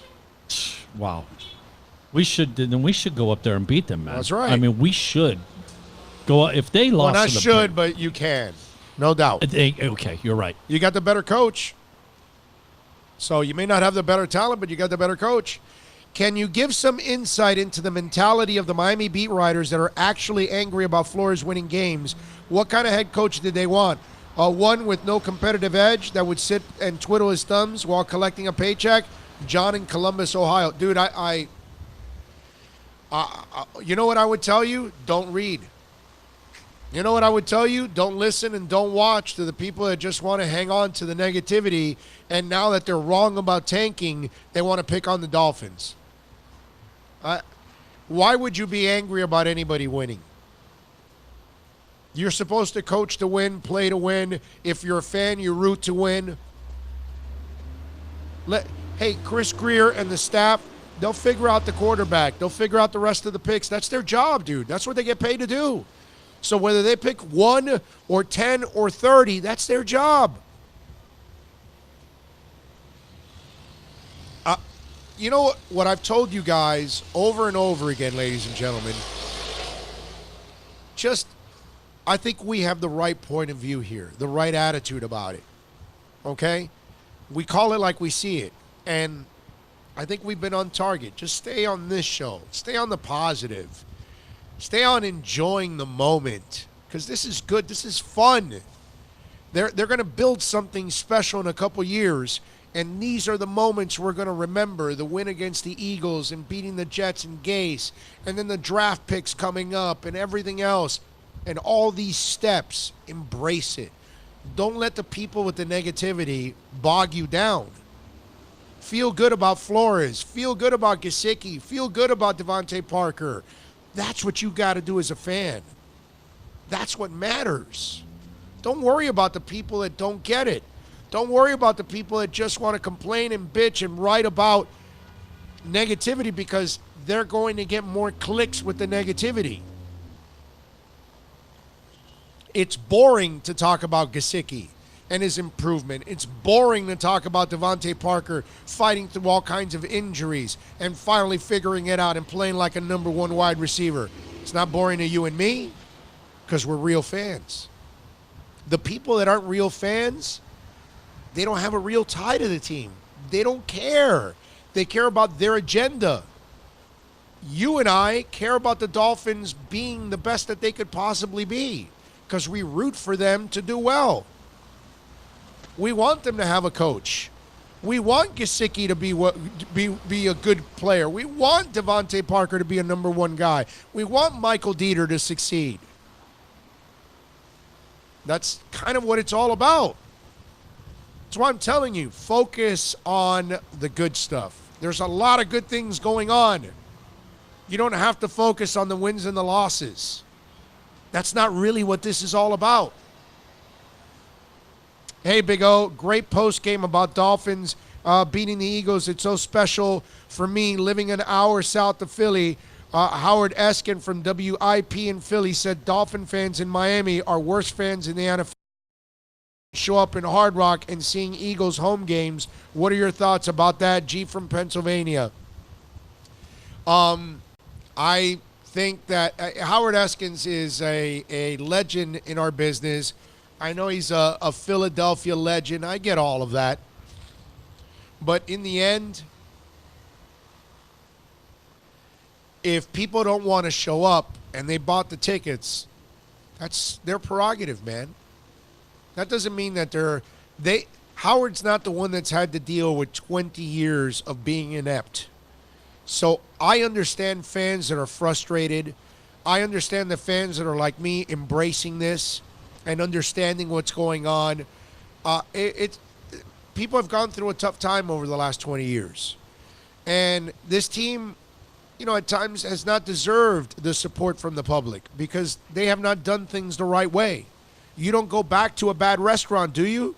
So why would you go back to see the Miami Dolphins play when they're terrible? So I get it. And I get people that don't understand what's actually going on here. Or maybe they don't approve of it. I get that too. It's your right if you want to show up or you don't want to show up. But I wouldn't call us bad fans because we're still here. We're not going anywhere. Everybody's still rooting for the Dolphins and watching the Dolphins.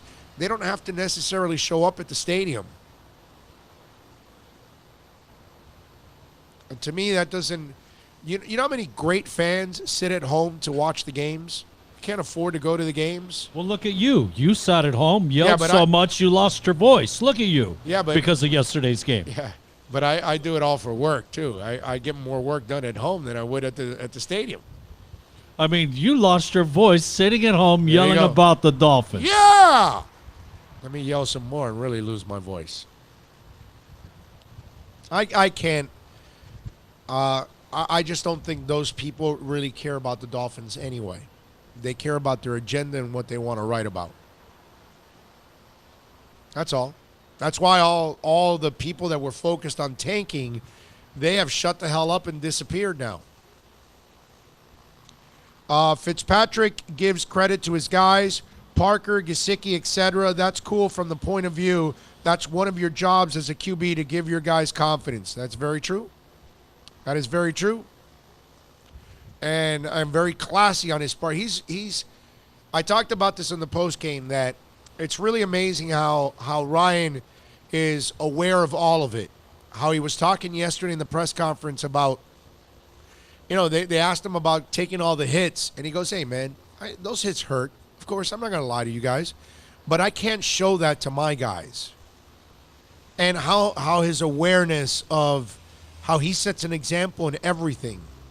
In every kind of adversity, he sets an example. It's pretty impressive. It really is. For a guy that kind of poo-pooed the whole thing about Ryan Fitzpatrick and that it didn't mean anything for the future of the franchise, I couldn't have been more wrong. It's meant a lot because it's helped the development of certain players, which are the future of the Dolphins. While Ryan is not the future, Gesicki is, and Devontae Parker is. And he's helped in their development. You heard Chris Perkins in his interview talk about how Gesicki and Fitzpatrick hang out. So there's that bond, and then he's helped him create that confidence, and then he's helped him become a better player by throwing him the ball and making him a better player. And Parker, the same thing. So there has been a lot of method to the madness to Ryan Fitzpatrick. I looked at it in a very short-sighted approach, which was wrong on my part. But he has helped out a lot, even for long-term. He will help out even when he's no longer here because of his lasting impression that he left on certain individuals in the team. And I think that's really important. So he's done a really, really good job with that. And you got to be impressed overall with Ryan Fitzpatrick and the way he handles himself, the way he carries himself, and the way he has played this year for the Dolphins. He's given them hope, and he's helped them win games. And he's not done yet. And you know what? The screwed up part is, I was talking with Perk about this. Just up to yesterday, I was still thinking about, okay, when does Rosen play again? And it's important for him to play again. But now after the win, I'm starting to think, well, wait a minute. If you keep having chances to win, how can you play Rosen? You will probably not have the opportunity to play Rosen again if you continue to play well and win, because you have to do what's responsible for the team. And that's keeping Ryan Fitzpatrick there and keeping Josh Rosen on the bench, which is crazy. But it's the right thing to do. I got to give Coach Flo a lot of credit, the way he's handled all of that. I was dead wrong on that. Big time. Panthers, they defeated the Predators on Saturday night, 3-0. A nice little shutout win by the goalie, Chris Drieger, the 25-year-old that's played for 700 teams. And I thought it was pretty cool of Bobrovsky to give him also props and give him a hug and congratulate him on the win. And big on, I got to tell you something. I admire the Panthers organization and ownership group more and more every year. And I've admired them. I've gained more respect for them. It's easy to do it when they hire talent. It's easy to do it when they have signed all their young guys to long-term contracts. It's easy, right? I gain more respect for them when they shifted powers around and left talent just doing personnel and nothing else. And then they noticed that they screwed up with all that analytics crap and reversed it right away.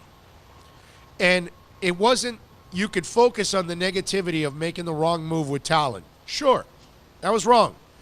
But I focused on the other thing, that they realized right away that they made a mistake and corrected it.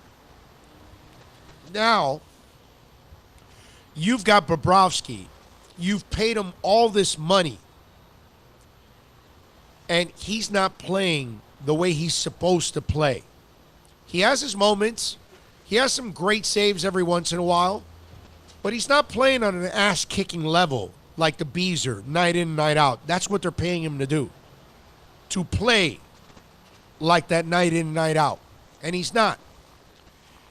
And they could easily stick with him and say, okay, he's the guy, he's the guy, he's the guy. No. Meanwhile, you're giving up games, you're giving up goals, all that. They knew the youngin' wasn't ready yet. So now they find this guy. And I'm not saying that Drieger's the answer, but they're willing to try it. Even though they're paying a lot of money to the other guy. They're willing to try this. Again, just another level of respect for the Panthers, their front office, the ownership group, how they're going to do anything that they have to do to win. They will correct their own mistakes. They will not allow their mistakes to actually flounder and hurt them long term. They will realize them and they will fix them right away. I don't know about you, but I love that. Because you're going to make a mistake. I'm going to make 10,000 of them. But we got to figure out how to fix it. We got to figure out how to correct it. We got to figure out how to not do it again. Right? That's our jobs. And I got to give the Panthers a lot of credit for that. Because when they screw up, and they're going to screw up because everybody screws up, it's not about lying about it. It's not about covering up. It's not about making excuses for it. It's not about trying to justify it. No. They take it on head on, and they try to correct it. And they don't dance around it. And maybe Drieger's only a one-start guy. And he'll never play like that again, and he'll be a journeyman, and he's gone. And then maybe again, he gets really hot, and he becomes the guy. I don't know. But the fact that the Panthers are willing to try something and willing to correct the problem, I like that a lot. I respect that a lot. I got to tell you. All right, 786-322-1105. That's 786-322-1105 if you want to get in on the program. Hey, don't forget, we're proudly brought to you by Choice Mortgage Bank. Michael Kodsey and the folks can get you into a fixed mortgage rate under 3.5%. What are you waiting for? Call them, 561-441-2730.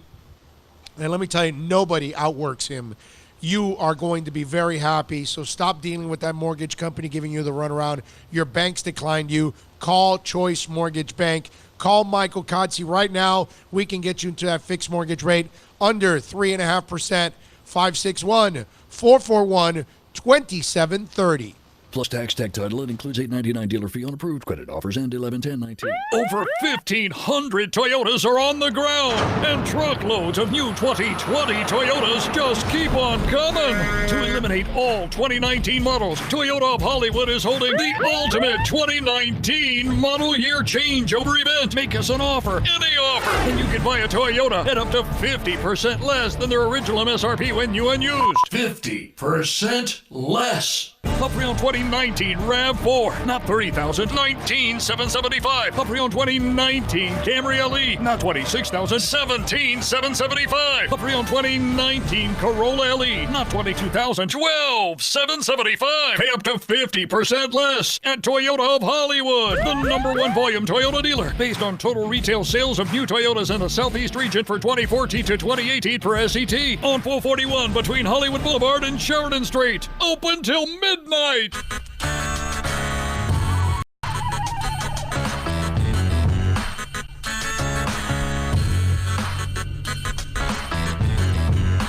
This is the Big O Show. No one expects to get into a crash, but I expect you to go to accidentlawfirm.com if you do. Make sure when hiring a driver, you go through a rideshare app so that you can be covered by the insurance, which can be up to $1 million whether you're a passenger or a driver. In other words, don't try to save a few bucks by paying cash instead of going through the app. I'm attorney Bobby Nunez from Nunez Law in Miami, and we're here to help you through the process. Go to accidentlawfirm.com for a free consultation from me, Bobby Nunez. That's accidentlawfirm.com.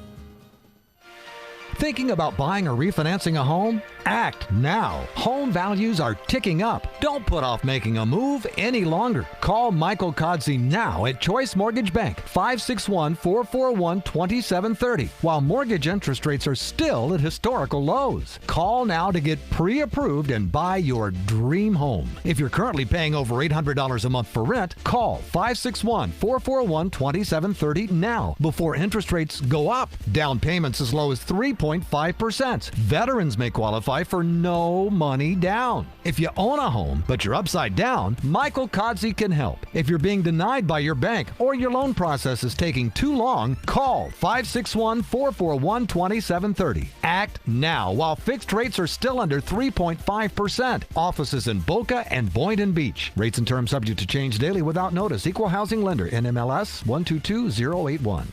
America's safest and best-selling compact luxury SUV is at Acura of Pembroke Pines, and this is how we do it. RDX, $339 a month at Acura of Pembroke Pines, the #1 volume Acura dealer.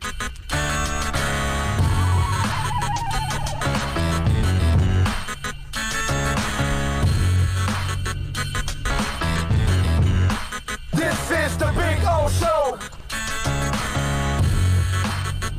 This is the Big O Show.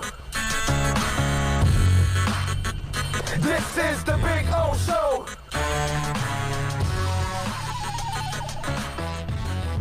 Welcome back. Coming to you live, baby, from Dandy Donuts in Hollywood.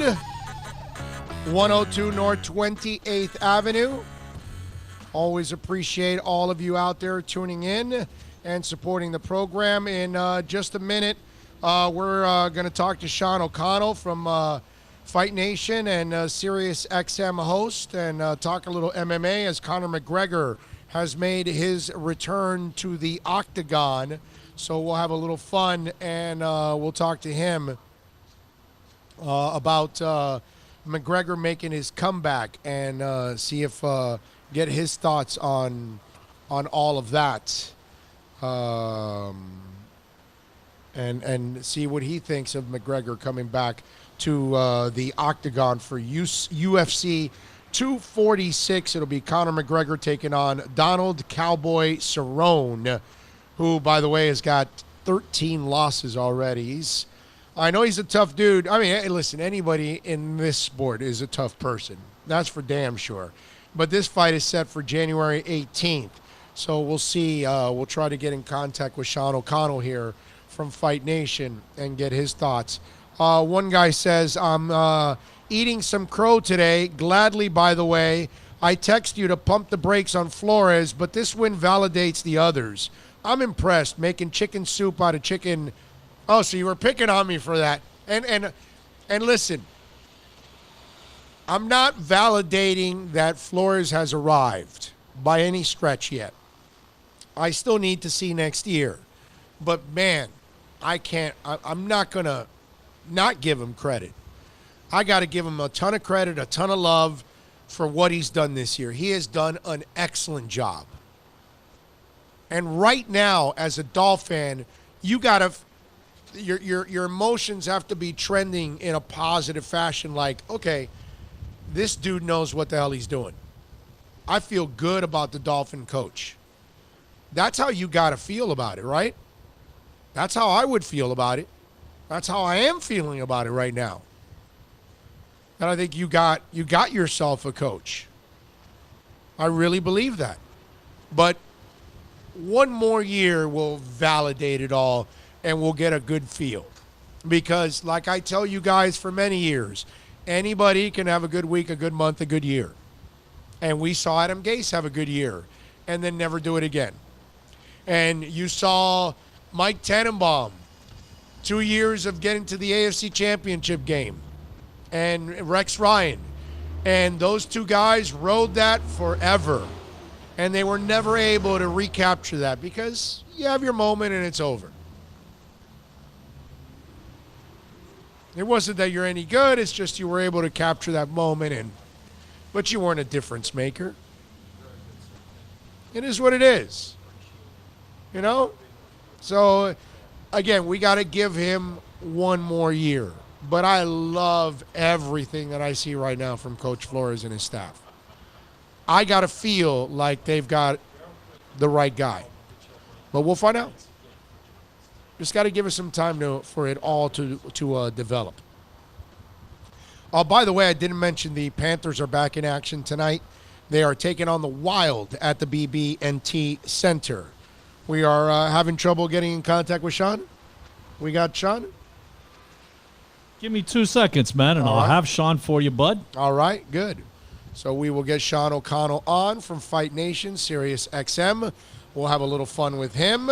Big O, we have Sean O'Connell for you, sir. I like it. Sean O'Connell, Fight Nation, Sirius XM host, kind enough to join us now. We'll talk a little bit about Conor McGregor making his return. Sean, good afternoon, sir. Thank you for accommodating us. Yeah, I heard that your voice is giving out on you. That's not a good time. All right, so let's get through this. Let's talk some Conor. Let's talk some Cowboy. What do you got? Yeah, no, thank you, my brother, because we started at 10:30 and I'm already running out of gas. It's actually sounding a little better than it was like 20 minutes ago. But all right, so let's get into this. McGregor comes back, and when I look at a guy that's 36-13, and I know Cerrone's a really tough dude. But to the average person, they're saying, okay, did he set this up with a tomato can to kind of fine-tune things? What would you tell folks out there? Well, if you're calling Donald Cerrone a tomato can, you haven't been paying attention to the mixed martial arts world. I know that he's coming off back-to-back losses, Cowboy is. But look at the guys that he's lost to in his last two fights. Justin Gaethje and Tony Ferguson. You're talking about two top 5 guys. Right. Is Cowboy a title contender? Is Cowboy going to ever hold that UFC belt above his head? Probably not. But this is a guy, I don't like to use the term gatekeeper. Fighters don't like it, right? It's a pejorative. But he's like the ultimate gatekeeper. He's a guy that, if you beat Cowboy Cerrone, you belong in the conversation for something important. If you can't beat Cowboy, that's fine. You're still a good fighter. You're still UFC caliber. But this is an elite guy. Is he losing a step? Maybe at this age. Yeah, but anyone who wants to call Cowboy a tomato can is just up in the night. I told my buddy that called him a tomato can, and I go, dude, he's a tough guy. He actually could beat Conor. I mean, I know he probably won't, but don't be shocked if he actually does. He's a tough guy, man. He's one of those guys. It's like when you switch over to the Spanish channels in the middle of the night and you're seeing those Mexican boxers and you see those two guys going at it, and brother, you need 2x4s to knock each other out because those are tough dudes.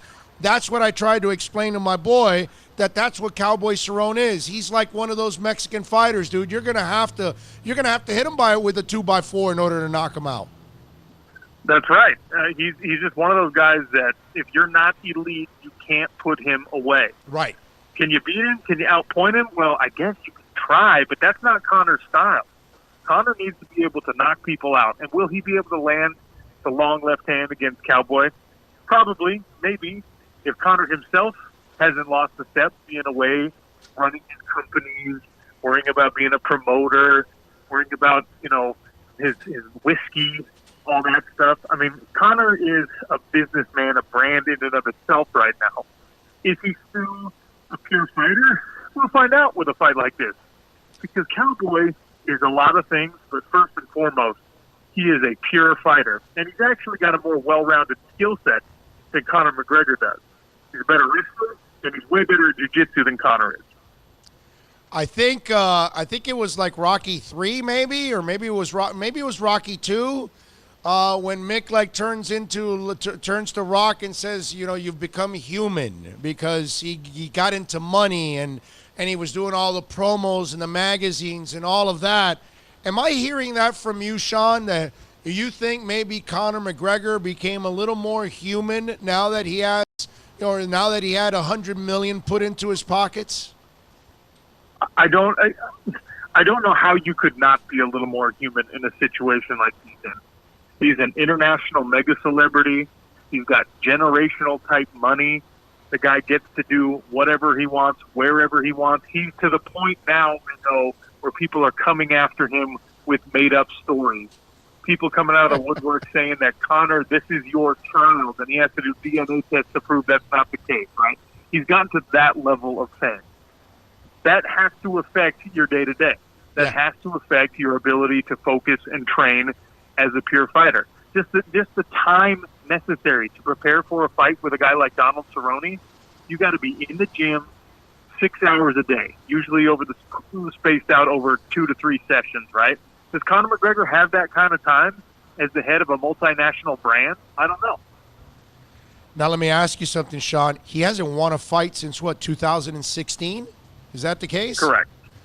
That's a long time, my brother. That is wow. That you have taken a lot of time off. Your last couple of fights have been losses. The last fight you took a beating. I mean, Khabib just pounded the crap out of him. And let me tell you, if he wants to set up a fight down the line with Masvidal, I think Masvidal is going to kick his ass too. On top of all of that, now, Sean, do you have an example of a guy that's been this dormant and coming off 2 losses and has been able to recapture his championship form? Not off the top of my head, I can't think of anyone who's been able to do that. I mean, you saw George St. Pierre take a long layoff and come back and win a middleweight championship, but that's a different breed, right? That's a different guy, and that he wasn't coming off losses. Now, the thing about Conor McGregor that people fail to appreciate is there's something different about this guy mentally, right? Because every stage of his career, people doubted his ability to continue to win. We doubted his ability to beat Chad Mendes because he wasn't a good enough wrestler. We doubted his ability to beat Jose Aldo because Aldo was unbeatable at the time. He lost to Nate Diaz because he went up in weight and because he underestimated the toughness of a guy like Nate Diaz.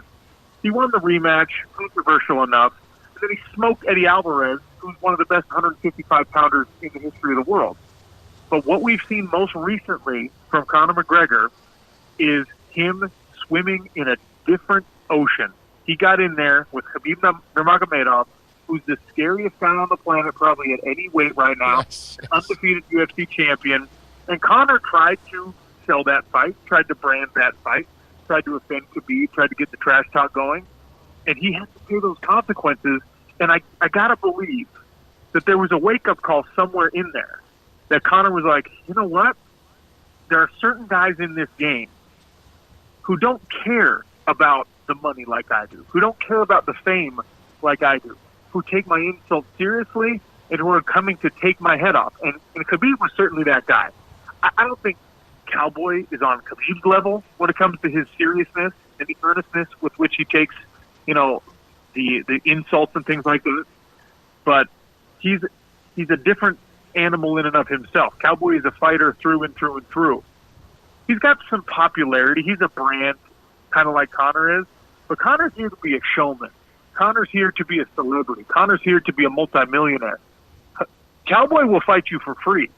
And I don't know if Conor really has that in him anymore. So that's what scares me about this matchup if I'm in Conor's camp. Why is he staying up? What is it, like close to 170, right? He's fighting? Yeah, this is a welterweight fight. This is that to me, it's ill-advised. Okay. Conor's at his best at 155 pounds. I think he's too big now to make 145, which is where he started his career, right? When you're a little bit younger, it's easier to make those weight cuts. We all flesh out and fill out a little bit as we get older. Conor's into his 30s now, so I think 155 pounds is probably his best weight class. At 170, I understand, if he beats Cowboy, then he can call out Masvidal, and Masvidal doesn't have to talk about cutting down to 155 pounds. There's another money fight there potentially on the horizon. But at 155 pounds, Conor is in his more natural element. At 170 pounds, and we saw this when he fought Nate Diaz both times, he doesn't have the knockout power at 170 pounds that he does at 145 or 155 pounds, because those guys are bigger. Those guys have better chins. Those guys have stronger neck muscles. Those guys can just wear more damage. And Cowboy is one of those guys who's big enough. He's fought at 55 also, but he's big enough, he's strong enough that Conor's not going to knock him out with a single left hand. He's going to have to put volume punches together. And that has never been Conor McGregor's game. He's always been a sniper. He's always relied on that big left hand to kind of punctuate the night, to finish it out. Sure, he'll set it up with his right hand a little bit. He'll set it up with a boxing combination. But he's always relied on that big left hand. He landed it on Nate Diaz several times in their first fight, and Diaz got bloody, but he shrugged it off. You got to believe that Cowboy is dangerous in that way as well. When you look at him staying in this weight, is that where Masvidal is? Is that why he wants to kind of stay in this area, to stay prepared for Masvidal? Well, there's two reasons, I think. If you don't put yourself back into the mix at 155 pounds, you avoid some of the nastiest matchups that are really unwinnable for Conor McGregor. A Khabib rematch, he knows he doesn't want that rematch. No. He can't win that fight. He knows it. Tony Ferguson, he can't beat Tony Ferguson. He doesn't have the skill set because Tony's wrestling is almost as good as Khabib's. Tony's jiu-jitsu is way better than both Khabib and Conor's. So, I mean, at 155 pounds, there's a potential fight with Justin Gaethje, which I think would be a fan favorite. People would really enjoy that, and that's obviously very winnable for Conor because Gaethje's the kind of guy who's going to get into those firefight exchanges, and he's going to wear a couple. But at 155 pounds, it's more dangerous in terms of the talent at the top that would be legitimately calling out Conor McGregor for these fights. At 170 pounds, Cowboy's very dangerous. Masvidal is very dangerous. Conor could very well lose both of those fights. They're not guaranteed losses. Conor goes into that one as a heavy betting underdog because that's what would happen against the Ferguson, against Khabib, and maybe even against the Gaethje. I think that's why 170 pounds is his path right now. Sean O'Connell, by the way, from Fight Nation, Sirius XM, joining us. Let me ask you, Masvidal, if he wants to fight with Masvidal, how do you see that one ending? Again, Masvidal is a big dude comparatively, right? Conor's tall. Conor's got broad shoulders, but he's slight of frame. That's not true of Jorge Masvidal. So you're going into a fight completely outsized, and you're going in against a guy who's got a dynamic skill set, who's pretty well-rounded, and who's going to be able to take the punishment of your power, and that really is Conor's number one skill set. Well, I'd say that he's split to 50-50. His accuracy and his power, particularly in the left hand, would make him super dangerous. And yeah, can he hurt a guy like Cowboy Cerrone? Of course. Can he hurt a guy like Jorge Masvidal? Sure. But can you put together the cardio, the complete performance, the takedown defense, the jiu-jitsu skills if you need to, in order to get out of a second, third, fourth round against guys like that? I'm not convinced, because Conor McGregor has not shown us that in his fight career. Aside from the rematch with Nate Diaz, he has not recently put on a complete performance where guys got in on his legs, he sprawled effectively, he avoided takedowns, or he got up from the bottom after being taken down. I think that these bigger guys at 175 pounds, Masvidal included, are going to put him in deep water. Sean, we'll wrap it up with this. Sean O'Connell does an excellent job on Sirius XM. Make sure you follow my man Sean. Now, Sean, another loss, okay? Like we talk about Cowboy and how he's got 13 losses and he continues his career, but Conor is a guy that has made his living on bravado and all this stuff and talking. You are another loss. You now become what's my man's name? Shane, the one that runs on ESPN, always talking and he loses 4,000 times. What's his name? Chael Sonnen. Chael Sonnen. Yeah, you all of a sudden become the next Chael Sonnen because now you start talking and losing. That you lose all credibility. You lose everything that you were as Conor McGregor, and that's is he walking that fine line right now? Because he can't be Chael Sonnen. He will lose everything that way because Chael's kind of a character. We already accepted him that way. Like, he's the guy that runs his mouth, and we know he's tough, but we also know he's going to lose a lot in the octagon. He knows it. We know it. Okay, it's a running joke. Let's move on. With Conor, everything, your marketing, who you are, everything else, another loss could be absolutely devastating to your brand. Am I right or am I wrong here? You know, it's a worthy argument. The thing is, though, I thought that was going to be the case after Conor made his big run of dominance, right, at 145 pounds, and he crossed over, and he lost to Nate Diaz.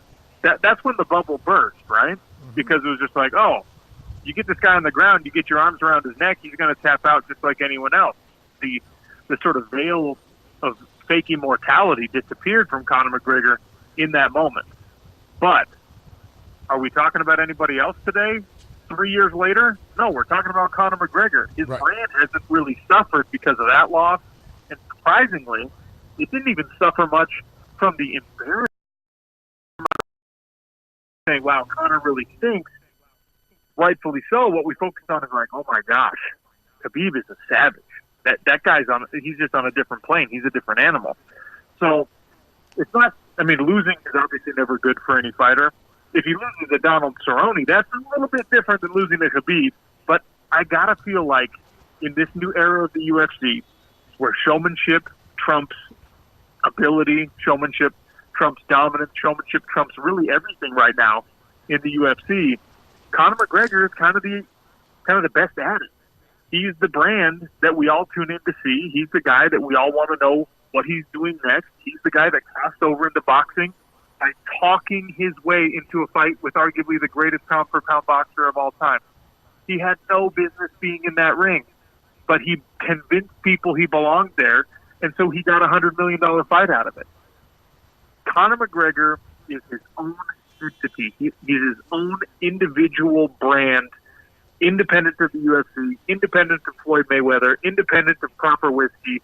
Conor McGregor and that star will shine. I think even if he loses 2 or 3, 4 in a row, he just has that thing about him, and it's frustrating. As a guy who knows how costly it is for every other fighter to even lose one fight, that guys like him are immortal in terms of their fight records. But you know, I got to give him props at the same time because he's secured himself a legacy that nobody else has.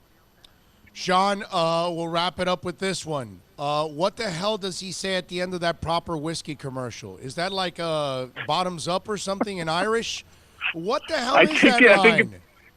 I think it's cheers in Gaelic. I think that's what he's saying. Okay, I've been dying for somebody to fill me in on that one because I have no idea. Every time he does that, it's like, what the hell are you saying? I would imagine it's like, cheers or something. That's what it seems like. Yeah, I think that's what it is. I'm a bad Irishman. I don't drink his whiskey, so I'm not as well informed as I should be as a guy named Sean O'Connell, but I'm sure someone knows the answer to that. It's all right.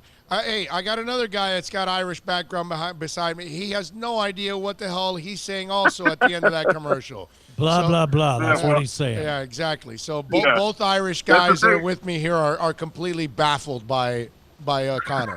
It's awesome. That is awesome. Sean, thank you for taking some time, my brother, to talk a little bit about this. Look forward to having you on again. Excellent stuff. All right. Talk soon. Thanks. You got it, baby. Be good. There you go. Sean O'Connell, man. Good stuff there. Wow. He says something there, and I don't know what the hell he's saying at the end of that commercial. I have no idea, but it seems like it's a bottoms-up, cheers type of thing. Whatever. I don't know. So at least that's what it seems like. And by the way, it might be drink the whole bottle. Could be. Because that's that way you'll buy another one. Yeah, and Irish people, just go ahead and drink the whole bottle, Okay, go ahead. Well, you're Irish. You can jam on the Irish. Real OC Sports, by the way, if you want to follow my man Sean O'Connell, Real OC Sports on Twitter. There you go. So good stuff there. We appreciate him taking some time here on the program. We got to wrap it up here on the show because I am out of voice. We've done about 4 hours anyway. Pretty close to it. Well, not that we're required to do 4 hours. But these are our 4 hours. Remember, Right. by the normal standard, we've already done 6 or 7. Yeah, it's true, actually. Yes, that's true. Normal standards, you have at least six hours of programming we've given you compared to real radio where you have to listen to 27 minutes of commercials and promos and updates in every hour. It's a cakewalk. Anyway, we thank Chris Perkins. We thank Kyle Krabs. We thank Sean O'Connell. We thank, of course, Bill. Excellent work. We thank all of you out there for tuning in, supporting us, downloading the show, however it is. You back us up every single day. We thank Bobby and all the fantastic people out here at Dandy Donuts for making it nice and easy for us to broadcast every single month out here. As always, we've been doing it for years as a proud sponsor of ours, and we love the relationship that we've had with them for a long, long time. We thank all of you out there, some of you that have come by to say hi, those of you that are listening right now and watching, those of you that are downloading the show constantly, thank you. Reach out to us on the accidentlawfirm.com text line, 786-322-1105. We'll be in studio tomorrow. We'll see you tomorrow. Be good. Be safe out there. And may the next great donut be yours. Oh, rest that voice, my brother. We will.